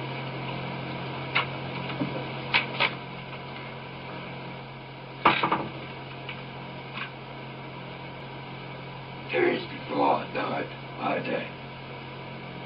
I went blind. Then I had an hemorrhage and I fell asleep and I died in a chair in the corner downstairs. Oh, God, I know I'm going to be editing at like 2 a.m. and have to watch that. Oh, God. So at this point, Maurice decided to leave the family alone and give them some space, although that is the opposite of what I would fucking want, and said, hey, Peggy, like, just keep a diary, just like write any instance of anything paranormal going on. And he came back only a couple days later, and she had logged 155 incidences, and that apparitions in human forms were beginning to become more and more frequent throughout the house. They need to do something. There was also an incident where, I'm sorry, there were multiple incidences where there were several spontaneous outbreaks of fire that then put themselves out. Ugh. So shit is just now igniting on fire. So then Ed and Lorraine Warren come in, my homies. They're just like, we got this. They're like, hang in there, buckle the fuck up. However, this is the first time I've ever seen any poor reviews about them because apparently they showed up uninvited, and to Maurice was like, we're basically just here because we're going to make money off of this case. What? And they were only there for a day. They didn't come in to help. Well, so that's fucking rude. So that's a huge, what do you say? In the movie The Conjuring 2, the Warrens seem to be like the main characters. Oh, I didn't even know they were in that movie. Okay. So basically that's like a huge like difference Oh, I between see reality what and the you're saying. movie. I That see like what they you're saying. weren't actually very involved. They were only there for a day and then claimed to only be there for the money. Oh, okay. Or that they could like make money off of it by writing a book about it or something. Okay. Well, that's kind of shitty of them. Yeah. Super disappointed. Apparently like in their following notes and all that later, Lorraine and Ed say that they were keeping up with the story from America and just weren't able to get to London. Mm-hmm. So that was kind of their defense. They're like, oh, we can only be there for a day because of like how traveling all worked out. But who knows what the truth about that is. Interesting. So I guess now the kids, this is May 1978. And this all ended in, I think, like in that August. Okay. So we're nearing the end, guys. But then, like, I guess now they're trying to like hang out outside of the house. They're hanging out like outside, like in their little yard. And the sisters, Janet and Margaret, were out in their garden and arguing with the children next door when all of a sudden a bunch of like handfuls of stones were getting thrown over the fence at them. Ugh.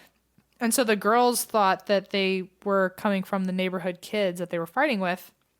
But then the neighbor across, this is the creepy part. The neighbor then comes around into their yard. There weren't any kids that they were arguing with. He was the one out there. It was a grown adult, not children that they were talking to. And he said he was pissed because they were throwing stones at him. When they weren't. Someone else that sounded like children on the other side of the fence were throwing stones at them. But then it was actually, no one was there. And a grown man in his yard came into their yard and was like, why are you throwing stones at me? So he thought they were coming the other way. Yeah. Oh, God. What the fuck? And the girls also say that the stones slowly turned from stones into like bricks and rocks, like much bigger ones, like meant to hurt them. No. But like an invisible force sounded like children arguing with them and throwing rocks at them. And then someone came around and was like, there's nobody in my yard, and why are you throwing rocks at me? Bricks at me. Yep. So apparently the Warrens claim to have come back. From what I've read, though, they only showed up one time. So maybe this is two different instances, or maybe it's one instance and they're calling it two. Okay. But basically, it's these notes are saying that after the Warrens visited, it was decided that Janet needed to get out of there and was sent to go live in a home run by nuns. Probably smart, I think. How was that not the next move you did? My God. Also, I will say before I forget, in some of my notes that I did prior, Janet and Margaret both confirm 100% that weeks before any of this stuff started happening, guess what they were doing? No. They were playing with a fucking Ouija board. No, they weren't. So, open a door, let strangers in. Actually, that really scares me. So there that is. Okay. So I haven't talked about him for a while, but the guy that was following Maurice around, whose name was Guy, he was able to arrange for Janet to be admitted to an institute of neuropsychology. Oh, my. And states in his book that this was the first time Janet had ever crossed the river into South London. Fun fact. Oh, well, that changes everything. She went through a whole bunch of testing and therapy. And when she was visited at the hospital, there were no unusual incidences going on. And she seemed to be in good health. So when they asked her, like, why do you think that there's no unusual activity happening here? She said the power can't build up because there's no one else to help build it up. Which is very creepy. Oh, that, what like, does she mean? I guess she, like, I'll read it again. The power can't build up because there's no one else to help build it up. So maybe, like, she was, like, too much of a believer where, like, she was almost enabling it to happen. But it I don't doesn't know. sound like her, right? 'Cause she's still there at the hospital. She probably means other people, right? I know, but maybe she's like not like maybe like the thing is still in the house, but nobody else is like vulnerable enough for it to feed off. Oh, I of. understand what you're saying. It can't build up at Because the there's house. nobody else there to be the one that helps build it up. Understood. Yeah. Yuck. So 6 weeks later, she comes home, and she's like they gave her like clean bill of health, and within a half an hour, No. she saw a figure in the kitchen that looked like a little boy. No. Bye, girl. You're back with the nuns. Is this like a portal or something? A friend of Guy's recommended another medium. Can you believe it? And Guy said he wasn't sure, like if he should even come over because at this point, like, what's helping? Jesus, it's getting worse. And also, this one couldn't even speak English. So anyway, they decided to give him a shot. They were like, "Okay, you can't speak English. You can't. You're." At this point, who cares? Worthless. Well, like, we can't understand anything you're doing. Who knows, like, how you're helping or how you're healing or whatever. But by all means, like, we've tried everything else. Like, just come in. And so this was actually October of 1978. And Guy now says in interviews, there was no sort of ceremony performed, so we have no idea what he did. But he went up to the bedroom on his own, came down later, and implied that that was it. What? And after he left, things definitely calmed down. Wow. So whatever this, and he was Dutch. What was his name? His name was, don't make me do this. It's fucking Dutch. Dutch names are great. Dono Gemilig Mailing. Perfect. So everyone can be mad at me now. Perfect. So despite the fact that the house had calmed down, one newspaper ran a follow-up piece, and the starting line was, "For more than a year now, strange and seemingly inexplicable events have taken place in a house in Enfield in Middlesex. The family who lives there and many other people besides them believe that what is happening is caused by a poltergeist." So this stuff was still going on. Holy shit. So even though this was like things had died down, investigators were still coming, and there were still 13 hours of audio that had been captured, including like footage of things being levitated, the camera itself levitating. So like there's like, it looks like you're flying when you look at the screen. There's also reported witnesses seeing rocks appear from nowhere and, quote, spontaneous removal of the wallpaper in the kitchen. Like it literally just tears itself down, apparently. So But anyway, so since the Dutch medium came in, it definitely died down, and there were only a few isolated incidences after all the investigators left. But the thought is like the investigators' energy kept coming in. But once they slowly started trickling out, when the story started dying down, then all the energy also started dying down. Wow. Janet said that after all this quiet down, it never actually truly stopped until the family actually left the house. But the family didn't leave the house until Peggy died of, I'm assuming, old age, but like she died years and years later. And then her brother Johnny stayed there, or Johnny or Billy, one of the brothers stayed there after the mom died. And he even says like that place was still haunted after she left. Like you can still feel like daggers at you in the middle of the night. And then another family, after they moved out, after the Hodgsons were gone, another family moved in, and within like 2 weeks, they were already out of that fucking house. Way. Because that was also a single mother of 4 children. No. And each of her sons, within the first like 2 months of living there, had all had experiences of random men walking into their bedrooms in the middle of the night and shaking their beds until they woke up. Holy fuck, that's terrifying. And the mom was like, fuck that, and left. All of them experienced that? All of them experienced it in different times, seeing a black shadow man walk over to their bed and shake their bed until they were upright and awake. That is traumatizing. So the house is currently occupied by another family who do not wish to be identified. And the mom... Why not? And the mom says, quote, "I've got children. They don't know about it. I don't want to scare them." Good mom. Good call. And I just want to add, like, in my notes, the freakiest, I just wrote a list of some of the freakier things that happened in that house. And I mean, there's nothing freakier than like the levitating and all that shit. Also, there is a famous picture. If you just type in Enfield poltergeist on Google, you will see a picture of what looks like Janet jumping off of her bed, because that's what our brains would tell us is what's happening in that picture. But it's actually a still that a camera got of her midair being thrown out of her bed. So it looks like she's jumping off the bed, but that's actually her getting thrown out of the bed. Oh no. I like all the old posters. I know. There's also a bunch of pictures that apparently were taken second by second, and you can actually see, it looks like a still right now because it's only one picture, but if you see them in sync, apparently you also see like the curtains all like flapping on their own and a pillow like twisting itself in the background. I don't like that. Super creepy stuff. So there were also, I mean, a bunch of random stuff, like things were getting thrown around. Door chimes in a still room would like move by themselves. Things would appear in different areas. Small fires would start and extinguish themselves. Jeez. All that. But the thing that just really freaked me out, it was such a little thing, but someone, I'm sure by someone, I mean like multiple investigators, but saw on the same night that the Legos were getting pelted at them, there were also a bunch of marbles that were getting thrown at them, but whenever the marbles would hit the ground, they would land without rolling. Ew, so they would just stop. Literally just thunk. Anyway, but I know that was a long one, guys. Usually I'm able to like prep my notes, but it just seemed too good to be true for someone to be like, I want you to read this live. So thank you, Morgan. Morgan, get out of here. This is creeping me the hell out. Look at this, Em. Ugh. Creepy. Ugh. All right.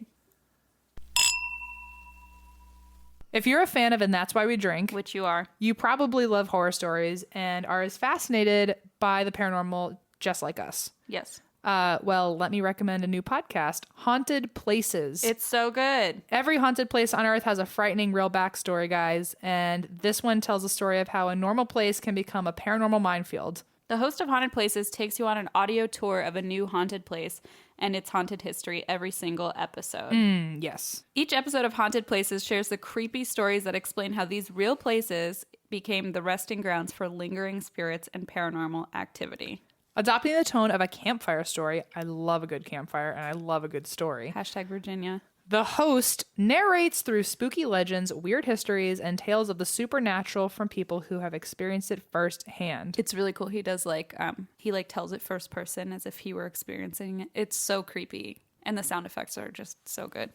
Anyway, the Haunted Places team of researchers delve into detailed stories of death, neglect, and unresolved fates that linger in the fabrics of these haunted places. Check out episodes covering the Cecil Hotel, hello, Our favorite. La Recoleta Cemetery, and the London Tower right now. New episodes come out every other Thursday, so subscribe to Haunted Places to never miss an episode. But not right now, because right now you're listening to us talk. Yeah, if you literally stop listening to us to go listen to them, it's not fair. We're going to find you.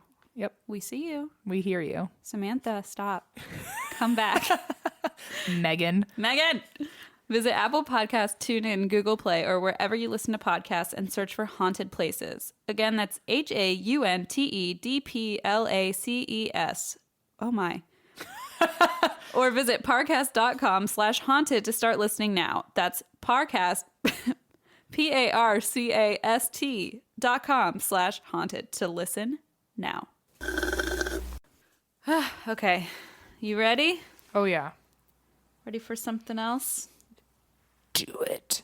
This is the story of the McStay family murder. Mixed day? Or McStay. mixed, like a McDonald's offering a stay? Yes. A mixed stay. It's Okay. like Airbnb sponsored by McDonald's. Actually, that is exactly what that is. Trademark. It's a mixed stay. Don't anybody... I'm loving it. It's ours. That would be how you'd like rank it at the end. Don't if you had a steal good it. time. Cool. I'm borrowing your charger. That's fine. The McStay family murder. Cool. I'm ready. I thought you were going to say something. No, I was just trying to think of like how you would like if it was a mixed stay but you didn't enjoy it, would you like McLeave? You'd like... But then I don't know. There's so many, we could get really creative with it and we probably just don't have the time. And everyone's going to be like, you missed all the great puns. Oh, Going to feel terrible about ourselves. don't even put this in. Okay. The McStay family. Let's see. We've got Joseph McStay, age 40. His wife, Summer, age 43. Their children, Gianni, not to be confused with my son, Giovanni. Gianni was age 4. And Joseph Jr., age 3. So, Joseph, the dad, managed a company that built decorative fountains.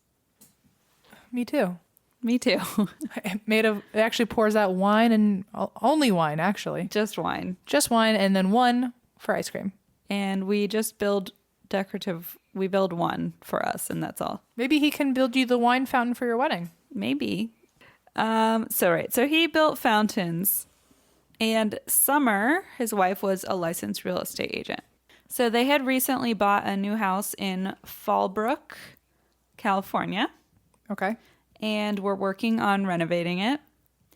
On February 9th, 2010, Joseph's father, Patrick, received an email from his son, Joseph's business partner, saying that he hadn't heard from him recently. So... Uh-oh. Moment of silence. Yeah. So his family and friends grew concerned when they were unable to reach them. On February 15th, Joseph's brother, Mike, climbed into an open window at their house to see what was going on because they wouldn't answer the door or their phone. And they didn't find his brother or his brother's family. Then the police were, they called the police. The police did a search of the home. Police found no evidence of a struggle or foul play, but there were indications of a quick departure, including a carton of raw eggs that had been left out on the counter. Oh, no. 2 child-sized bowls of popcorn full sitting on the sofa in front of the TV, and paint cans in the kitchen, which was being renovated. The family's 2 beloved dogs, Bear and Digger, had been left behind in the backyard with no food. That's the real crime of this whole thing. Real heart-wrenching. They were fine. They were okay. And nearly $100,000 remained untouched in Joseph's bank accounts. I'll take it. Listen, the decorative fountain business is where it's booming. at. It's booming. Booming. I mean... A fountain of success, one might say. Oh, one might say that the bubble will burst. Oh, one's saying it's... Yes. You're right. I'm just going to stop. One might say it's not a windfall, but a waterfall. Never mind. I don't know. Just pouring money. just streaming. Oh God. Revenue streams, get it? We're horrible. You You can turn off the podcast. You don't have to listen anymore. In fact, maybe that's what you should do. Actually, yeah, just actually, it's over. Let's just wrap up. Why? Close up shop. Bye. Why are you still here? All right. Let's get through this. So, some of the early clues. The police tracked down a neighbor's surveillance camera and found that at 7:47 p.m. on February... Oh gosh, what was it? I think February 8th. An SUV that was later determined not to be the McStay's family car had pulled out of their driveway and driven off. And in the surveillance video, you can't see who's inside the car. No other cars were around, and the car never returned. The same day, around 8:28 p.m., a call had been placed from Joseph McStay's cell phone to his business associate, Chase Merritt. The call went to voicemail, but his cell phone pinged a tower in Fallbrook. So it pinned a tower that was like in town. Mm-hmm. What year is this?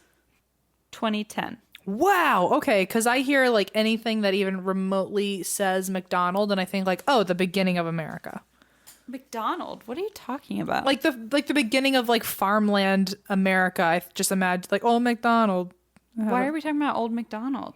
Because his name was McStay, so in my mind I just assumed like, oh, he's like an early Irish farmer. You took a lot of leaps there. I know, but then I heard 2010, and I was like, how did his cell phone ping a tower on farmland in the early 1900s? Oh my! I really assumed a lot of things going into You this. assumed a lot of things that were opposite of the several things I said already. I know. I was listening to all of it, and I was like, this doesn't add up. Maybe it'll explain itself later. And then it was just that I mean, also that he was we definitely delved into the fact that he was a decorative fountain owner. I mean, I was absolutely involved in that conversation multiple times now, and it still had not clicked. And yet he was a farmer in 1900. Maybe we should just start quizzing me at the beginning of your stories, being like, do you know the time period? Where are we? And we'll never get anywhere. We won't get past the first 5 minutes. Not at all. Okay.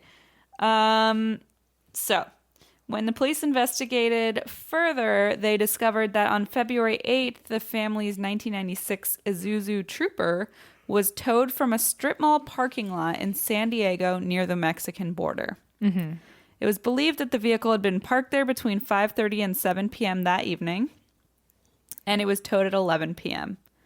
So a search began for the family, but many thought they had intentionally fled, especially with the car being left at the border. Right. So for all intents and purposes, it became a missing persons case. And for a while, the police were convinced that the McStays had crossed the border on foot. They even had security footage from cameras at the border. It's hard to see, but I'll show you. Okay. That they actually believed for a long time to be Them. the family. Oh, So, creepy. They're holding hands and everything. yep, mom, dad, 2 kids. And there's like no, that's just a total guess. It could just be another family for all we They know. said they couldn't confirm it, but that was the same time period, and it was after the car had been left at the border. So their main theory was that they had walked across the border. Was there, I'm sure you're going to get to it, so just say yes or no right now. But is there a reason why they felt like they needed to flee? Because McStay sounds like they were very American. Like, why did they need to... Why did they need to McLeave if they were Why did they need to McStays? McLeave if they were McFine in the McCountry? I don't understand. And they were McStaying. Yeah, I don't get it. I get it. I just wanted to say Mick. Mick, help me. You know how I sometimes think I'm Michael Scott, where like I just keep going. Yeah. And I smile the whole time because I think I'm funny and I'm aware others don't, and then I like have like this like weird complex. It's honestly, I'm gonna blame you because you just let it keep going. I'm just smiling. I at just you. hate silence and I keep trying to fill it. Actually, that was what I learned in journalism school. What, to keep quiet and people will just spill their guts? People will keep talking because they don't. It's true. They don't like awkward silences, and if you can hold out longer than they can, they will keep talking. You'd be a great spy. Thanks. Or like I guess, a cop, like an interrogator. I was a private investigator, so. And how many people did you interrogate? I mean, I did a lot of online snooping, Good job. email snooping, a lot of snooping. Love a good snoop. Love a good snoop, you know? DOGG. So what happened was, okay, so they were like, we think the McStays might have left voluntarily. That was the main theory. Why are you smiling? Nothing. What's wrong? I'm nothing. I really don't know. Okay. I was just happy to be here. I don't know what's wrong with me. Are you okay? I think I'm just slap happy. Okay, well, things are about to get dark, so... Oh, okay. Well, then let me enjoy my last 3 seconds of smiling then. Okay, great. I just like smiling. Smiling's my favorite. All right, you can't be Michael Scott and Elf at the same time. Never wanted to be either, and yet somehow I'm both. It's really quite a life you've led. And that's why we drink. Okay. So after they came up with this theory that the McStays had left voluntarily, investigators found searches on the family's computers for the following. What documents do children need for traveling to Mexico? Okay, they're guilty. Spanish language lessons. Guiltiest. On February 19, 2010, California police notified Interpol to be on the lookout for the family. And in April 2013, the San Diego County Sheriff's Department announced that it believed the McStays traveled to Mexico voluntarily. So there were several unconfirmed sightings of the family in Mexico and elsewhere, perpetuating the hopes that they were safe and had left voluntarily. Relatives, however, doubted that they would have traveled to Mexico, saying that Joseph and Summer avoided the country because of the safety threat posed by recent drug wars. And other critics noted that the McStays had more than $100,000 in bank accounts, but there were no withdrawals, and it hadn't been touched since they left. Summer's sister also said that her passport was expired, although it is possible for a U.S. citizen to enter Mexico without a passport. You just need one to return. Oh. So 3 years later, on November 11th, 2013, so basically this was a missing persons case, and that was kind of the leading theory. 3 years later, November 11th, 2013, a motorcyclist came across a skull in the desert near Victorville, California, which led to the discovery of 4 sets of human remains buried in 2 shallow graves. Oh, no. The bodies were stacked 2 to a grave, each parent in a separate grave with one of their children. Shouldn't have called them guilty. You spoke too soon. Yeah. I mean, if someone based whether I was guilty of something based on my Google search history, I'd be fucked. He'd be McFucked. I'd be really, really screwed. Joseph's body was found with a white extension cord wrapped around his neck, and he was wrapped in a futon cover taken from his own home. Summer's skull was fractured, and one of their sons' heads was bludgeoned 7 times with a sledgehammer. Why 7? The first fucking 6 weren't enough? Nope. And they were only 3 and 5 or something. Yeah, they were little. babies. Joseph's and Summer's skulls had also been smashed multiple times. So Gianni, the little one, he's 4 years old. 7 times. Joseph had a broken leg and rib. He was tied with an extension cord. The evidence seemed to indicate that the family had been attacked and perhaps even bludgeoned to death at their own home before being taken to the desert. There were signs of renovation work, the paint and new hardwood flooring in their house that they had just bought. And Summer, when she was unearthed, she was not wearing a shirt, and her bra had paint spatter on it, for like the same paint that was being used in the kitchen. And the sledgehammer also contained smears of the same paint. So they think it might have been their sledgehammer? Yeah, they believe the sledgehammer was taken from their house as well. Okay. So they just brought a fucking sledgehammer to Mexico. No one's in Mexico. What? Nobody is in Mexico at this point. Oh, okay. We're in Victorville, California. So they never actually... I thought they crossed the border. No, I said they saw a photo and were like, we believe they crossed the border based on this photo. Oh, I think I just followed the photo this whole time in the story. And Google Spanish language learning, and then So there's that just a chance. It's not confirmed that they actually did it all. I remember you saying that. Sorry. No, they never did because they found their bodies in California. In California. Yeah. Okay. So 3 years later, a motorcyclist found their bodies in a desert in Victorville, California. Okay. I think my thought this whole time was that they went to Mexico and then someone brought them like back or something and buried them in California. I don't know. I need to stop Nope. being so extra in my thoughts. Okay. So her bra was spattered with the same paint that they were using in the kitchen to paint the kitchen. And the sledgehammer that had been used to kill them and had also been buried with them also contained smears of the same paint. Investigators also believe Summer may have been raped before she was killed. Great. 2 days later, the remains were officially positively identified as those of Joseph and Summer McStay and their 2 children. The deaths were ruled a homicide, and San Bernardino County authorities said they believed the family died of blunt force trauma inside their home. So obviously, age of the internet, there were amateur sleuths all over this. A radio host named Rick Baker had published a book called No Goodbyes, The Mysterious Disappearance of the McStay Family in February. So this was before that they were actually found. He traveled around the world chasing international leads on supposed sightings of the family. He interviewed the couple's family, friends, business associates. Like, it took him all over the globe. And when he heard the news that the family's bodies had been found, he was completely devastated.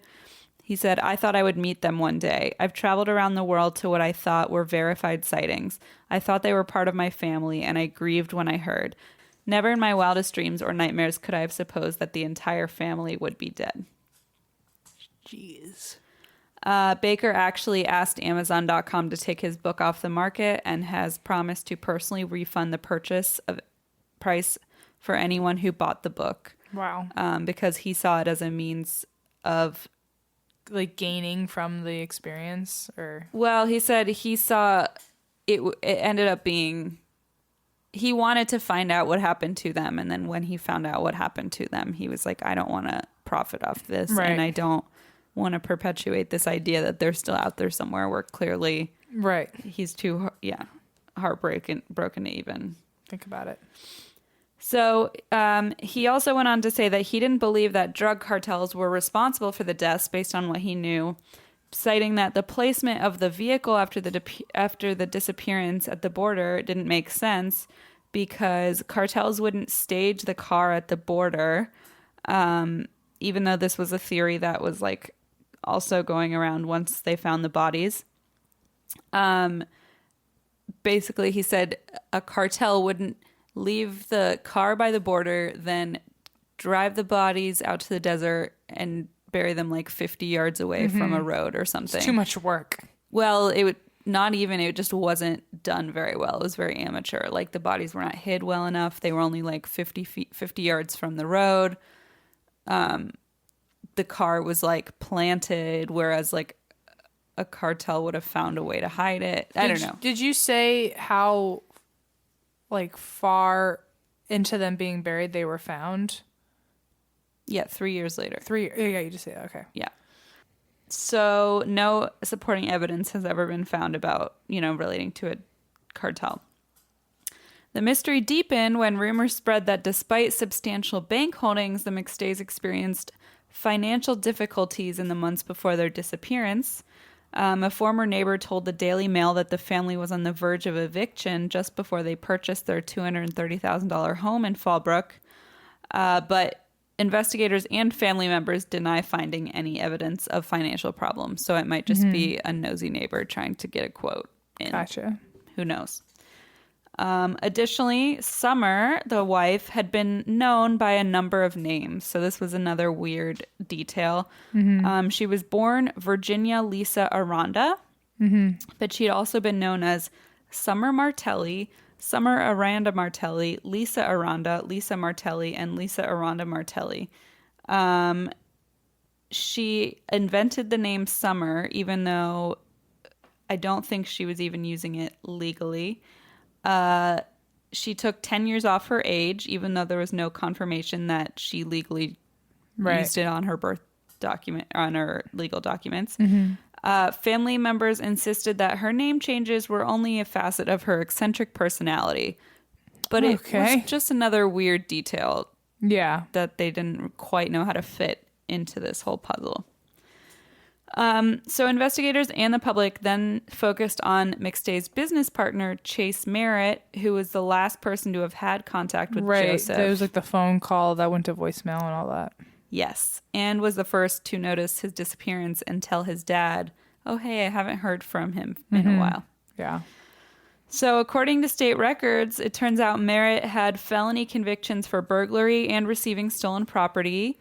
In 2001, he was convicted of the theft of $32,000 worth of welding and drilling equipment.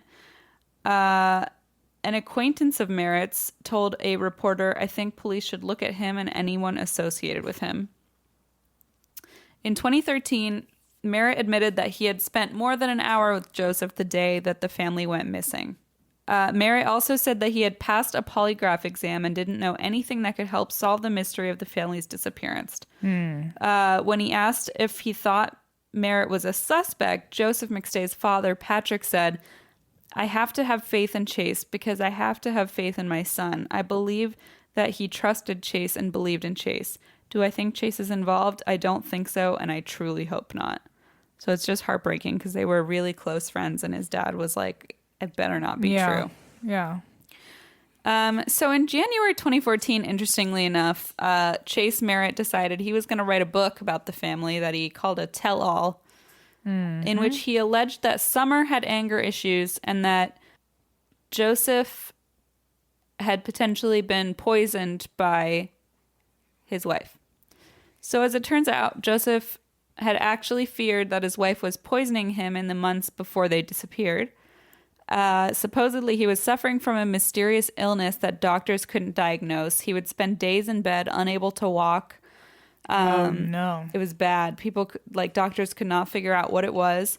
So in his book, his business partner and friend, Chase, was basically planning to reveal that Joseph told him he would stop eating his wife's food and start eating out because he was concerned that she had something to do with it. She was slipping something in, yeah. Yeah. So the book was called Afraid of the Light, and it was going to detail how the couple was having major problems in their relationship and had not had sex for more than a year before they went missing. In 2013, local news reported that the McStay family had called Summer's ex-boyfriend, Vic Johansson, a person of interest in the case. They believe that he had been obsessed with her for years, and he had an extensive criminal history and a pattern of movement around the time of the disappearance that they considered suspicious. But the police department had no comment and defended its own work in the case and said, we don't think that that's a good lead for whatever reason. Meanwhile, Chase Merritt is writing this tell-all book about his wife and etc. and their sex life. And police are trying to zero in on who might be responsible when our good friend DNA steps in. Oh, God. My best friend. My best friend. In the McStay family car that had been towed, right, on the steering wheel and on the gear shift, police found none other than the DNA of Chase Merritt himself. No. He was arrested on November 5th, 2014 on the counts of 4 murders. He never got the chance to write that lovely tell-all that he was planning. Oh, sad. So sad. Why didn't he use gloves or something? He just thought, oh, well, obviously I can have my DNA in the car since it's my best friend, or... Literally, I have no idea. I don't know if he had a quote or anything. No.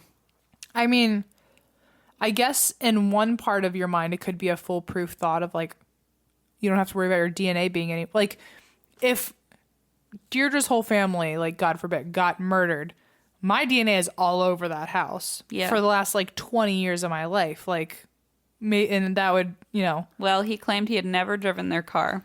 Oh, okay. Well, that changed the game. Yes. But then he said that his attorney said that the evidence was a trace amount and could have been from the time the last two met up and shook hands following a business meeting at Chick-fil-A restaurant in Rancho Cucamonga. Okay, don't disrespect for Chick-fil-A like that. Yeah. Chick-fil-A has nothing to do with this. I know. Thank you. That is a wholesome, godly restaurant. Thank you. Very godly. My pleasure. Not open on Sundays. That's the sin of the century, I think. Out of all of this, that's the sin. Yeah, so he claimed that like maybe it was from a handshake. Like, okay, it was on the gear shift and the steering wheel. Yeah. Who knows why he didn't wear gloves? I mean, maybe he did, and Then at least say you've driven their car before, you know? Like just to cover your ass. yeah, if but you don't know if weren't- they asked him before and like he couldn't backtrack. You know what I mean? Like, who knows how they got that out of him? Weird. I don't know. But yeah. So he hasn't come clean about anything? Is he still in jail?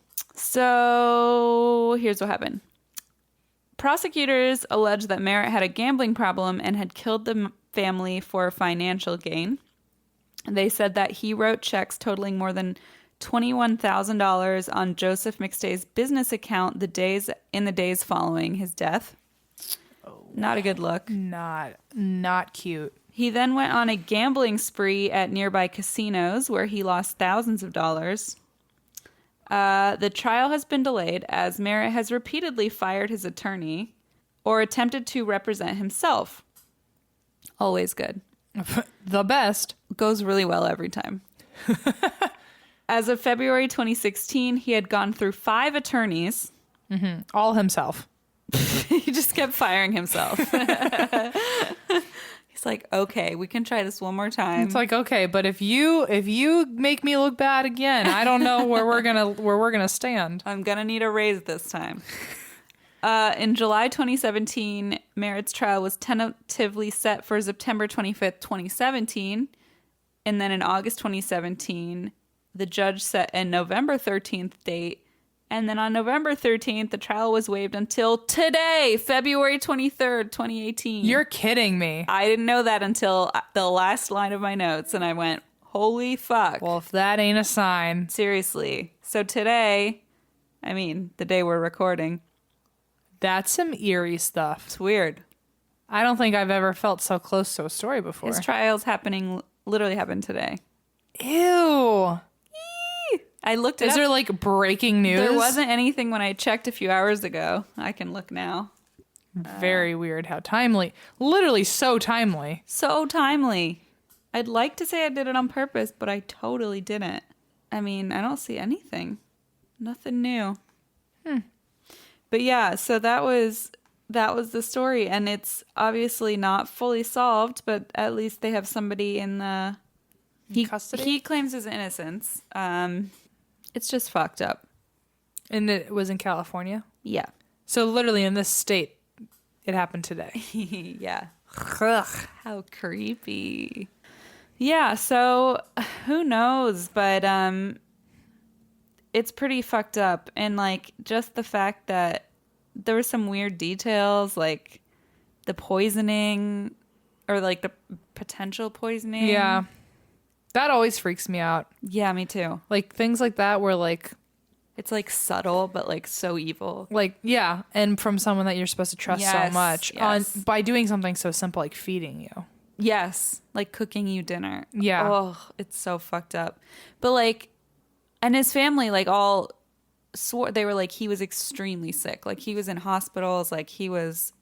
Weird. But so then you wonder like if this guy Merritt was like, I'm gonna write a book about how his wife did it. Like, did he have something to do with it? If now he's under arrest for it. Yeah, especially like I mean, if he knew anything and was letting it happen, and then all of a sudden he's dead, he's like, oh well, I guess I can profit now. Yeah. It's like, why weren't you fucking helping your buddy out then? Or at least prove that, like, try to put the blame on the dead wife instead of being Yeah, like when he was at a doctor, why didn't you ask them to like? Can you do that? Like figure out what someone was eating. I know, like when it's a dead body, you can. Like during the I don't know. autopsy, you can see like the last thing that they consumed and see if Yeah. they're like a tox, like a what's it called? Screen. Is that what it's called? Toxicology report. Yeah, like I wonder if you can do that on a live person. Like, why didn't they just like check the contents of his stomach and see if there was poison in there? I don't know if that's how it works. I don't know. I'm gonna tell myself. I mean, in an autopsy, That it they can. literally cut open your stomach and check I know, the but contents. like, I wonder if there's like a a way you could do it to a live person, like in a different routine version. I mean, of I it. think it wasn't to a point where he was like, "Holy shit, I'm being poisoned." I think it was just like a one-off, like, ugh, maybe I'll just start eating out. Like, I don't even think it was a very, because also both their families swear like, no, that's not what was happening. It's only this guy who says it was happening, and also he's probably the murderer. So okay, I guess that's true. It's like, I don't know how much weight that really holds at all. I just like to believe it because it's a little extra juicy. No, it is, and it adds like a weird wrench to the plan. It's like, the story. oh, okay. Makes it a little less clear what happened. Yeah. And then, but it's true. He could absolutely just be lying. For all we know, they were having the happiest marriage in the world. Yeah. Who knows? And like her with her like 8 names, just weird stuff like that. But yeah, it's sad and scary. And who knows, like the car that showed up in their driveway and then disappeared. Yeah, right? It's just creepy. But that could have also just been someone like lost and turning into their driveway to turn around. Well, it was parked there for a while. It was just parked. So. And I know. I'm trying to rationalize my head around other ways. Yeah. It was parked and then eventually pulled out and drove away. So creepy. It's just weird. It's just weird. So creepy. So that's that story, the McStay family murders, and it's very sad. It is. Very sad. 2 babies. That is the sad part. It's really sad. So that's my story of the day. Oh, yay. Drink all my coconut water. I had my frap before I even saw you. I'm ready for bed. I'm ready for bed too. Which is so weird because we should be like so adrenaline rushed to like not want to go to sleep because of how spooky the stories were. I know. But I'm also like, I am aware I'm tired. The only thing I'm nervous about is like how this is going to fuck with my dreams. That's the thing. Then you get scared to go to bed. Yeah, totally. This is after we recorded last week is when I fucking thought there was a ghost in my room and it was just an earthquake. Also, we do want to say on a happier note, we would appreciate your creativity and, after we went to see My Dad Wrote a Porno, we did go because we truly enjoyed their show, and their podcast is one of the first ways we ever bonded before we ever thought of having a podcast either. But now that there is like the reality sinking in that we could very well be doing live shows one day, we did want to go and kind of take it as an opportunity to research and, observe how they did it so we know what we should do. Mm-hmm. And they had some really clever, cool things going on during their podcast, like live show. Mm-hmm. There was interactive parts to it. They definitely had the crowd involved. And so if you guys have any ideas of things you would want to see from us from a live show, because it looked like their show was about 2 hours live. And granted, if you just heard an unedited version of any of our episodes, it'd be like 4 fucking hours long. So I don't know how we're going to learn how to shave it down. No, we're only at 2:15 right now, and that was a long one. Well, we're getting much better. We are getting much better. We're getting much better. But if there's anything that you can imagine like wanting to see, or like if there's any way we could get you guys on stage for something, or if, we could have you guys shout things out from the audience, or dressing in costume, or anything you can think of, like wine / milk slake / geo / vision board / drunk mystery related, just hit us up and put it in the email title so we see it right away, like in your subject line, right? Like idea for a live show, or like live show ideas or something. Yeah, something so it grabs our attention and we see it right away. Because we want to start planning, because we are finally hitting the Patreon levels where we're able to start actually planning things like this and tours and stuff, and we want to get on it, and a lot of you have been like so nice about saying we'll be there, which is just fucking awesome. Yeah, because my personal biggest fear has been like wherever we go, there won't be enough people. Like I'm always afraid that we're gonna rent out this place with like a bunch of seats and only one person will show, and that freaks me out. My performance anxiety. I mean, it's my own thing. I think after CrimeCon and like meeting all of you, and it'll be so much more reassuring that like there are real people out there who like are our friends, our listeners. I know. Friends. And it's totally my own personal complex, but like it's weird for someone with performance anxiety who kind of hopes no one shows up, but like I also need everyone to show up, because otherwise it's worse if no one shows up, then I'm like, oh well, this is someone who's performed improv in front of a full audience and an empty audience. It's way worse with an empty audience because then you hear two people going, ha. But this is why we've been saying, please help us on Patreon. Please help us, get where we need to go, because this is actually going to help us travel to you, and we can, And you're doing it. And yeah, oh my God. So we're getting to that place where we can actually consider this. But once we actually can afford to make this happen, we want to already have a plan in mind. So if you guys have any ideas of how we can get you on stage, I feel like a lot of other shows have these ideas and create them and then like behind the scenes, and then they get on stage and you guys are wowed by all the stuff that they've done. Meanwhile, like, I think I was saying this to Christine, but I think one of our like things is that we try really hard to keep everyone involved, and we like how close you are. So, your input matters to us. We want to know what you want to see. So tell us how you would want things to be played out. Yes. We want to make you happy. We will consider them. So anyway, I wanted to end on a happy note that we crave your creativity. We crave your creativity. We crave your support and love. Support, love, hugs. Alcohol. Also, I'm going to say it every time until May 4th rolls around, but CrimeCon. May 4th to May 6th. Nashville, Tennessee, y'all. I keep trying. It's not working. It's the trying so hard is what does it. I think I try to be subtle. Y'all. Use promo code ATWWD for 10% off your badge and come meet us. You'll get a special gift if you use our code, and you're going to meet and greet with us, photo op, etc. We'll have merch there. It'll just be so fun, and we can't wait to meet you. So go ahead and do that, please. Please. Okay. Thank you, guys. Did you do it? Did I do it? No, did they do it? Well, you better have done it. I mean, I think they had enough time. I mean, they might as well have just turned this thing off and walked away if they didn't do it yet. Well, that's rude. Betrayal is quite a pain. I mean, quite a painful experience. And I know they wouldn't want to do that to us. Tears on my pillow tonight.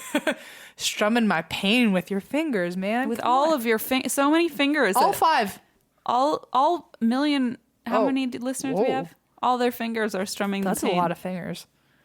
A lot of fingers strumming my pain. Okay, let's stop it. Okay. You can find us everywhere at ATWWD Podcast. You can also find our Patreon at ATWWD. You can find our personal social medias at XTeenSchiefer and VM Schultz. You can find our website and then that'swhywedrink.com, as well as our shop and that'swhywedrink.bigcartel.com. If you are also another professor at VCU and happen to have my sister in your class and you were to throw our website back on the board, that's fine. We'll talk about it on the show and post on Instagram. If you are a professor at any university and want to throw our website on the board. If you have any opportunity to ever promote us and want to take a picture and send it to us, we just might put it on our Instagram and talk about how great you are. What else? You're welcome. You're welcome, actually, not You're us. welcome, students of America who are trying to get a college education. I think you can find us on Spotify, iHeartRadio. Our email. I'm not done. I watched your face go, excuse me. I zipped my mouth shut real quick. You can find us on Spotify, iHeartRadio, iTunes, just about anywhere, any podcast destination, as they say. You can also, thank you, Christine, find us at our email, and that's where we drink at gmail.com, where you can send us your listeners' stories. And we put out a new listeners episode every first of the month, which means next week you will be seeing one on March 1st. It's coming up fast because it's a short month. It is. Uh-oh. We need to record one. Oh, God. It comes out on Thursday. Oh, no. Oh, fuck. I did not plan for that. Maybe next year on anniversary number 2, we will have our lives sorted better. Keyword maybe. Maybe not. You guys are awesome. And if you get the chance and you have Apple Podcasts, if you could rate our podcast. I know you subscribe, but if you could leave us a quick, you don't even need to review, but at least rate us the little 5 stars. That would be amazing and helps us so much. And preferably review us and talk about how great we are. Well, sure. We love a good compliment. Love a good compliment. Here's a compliment for you guys. We love you so much. You have no idea how appreciative we are of you guys. You're so great. You're the best. Best of all time. Yes. And that's why we drink. clink.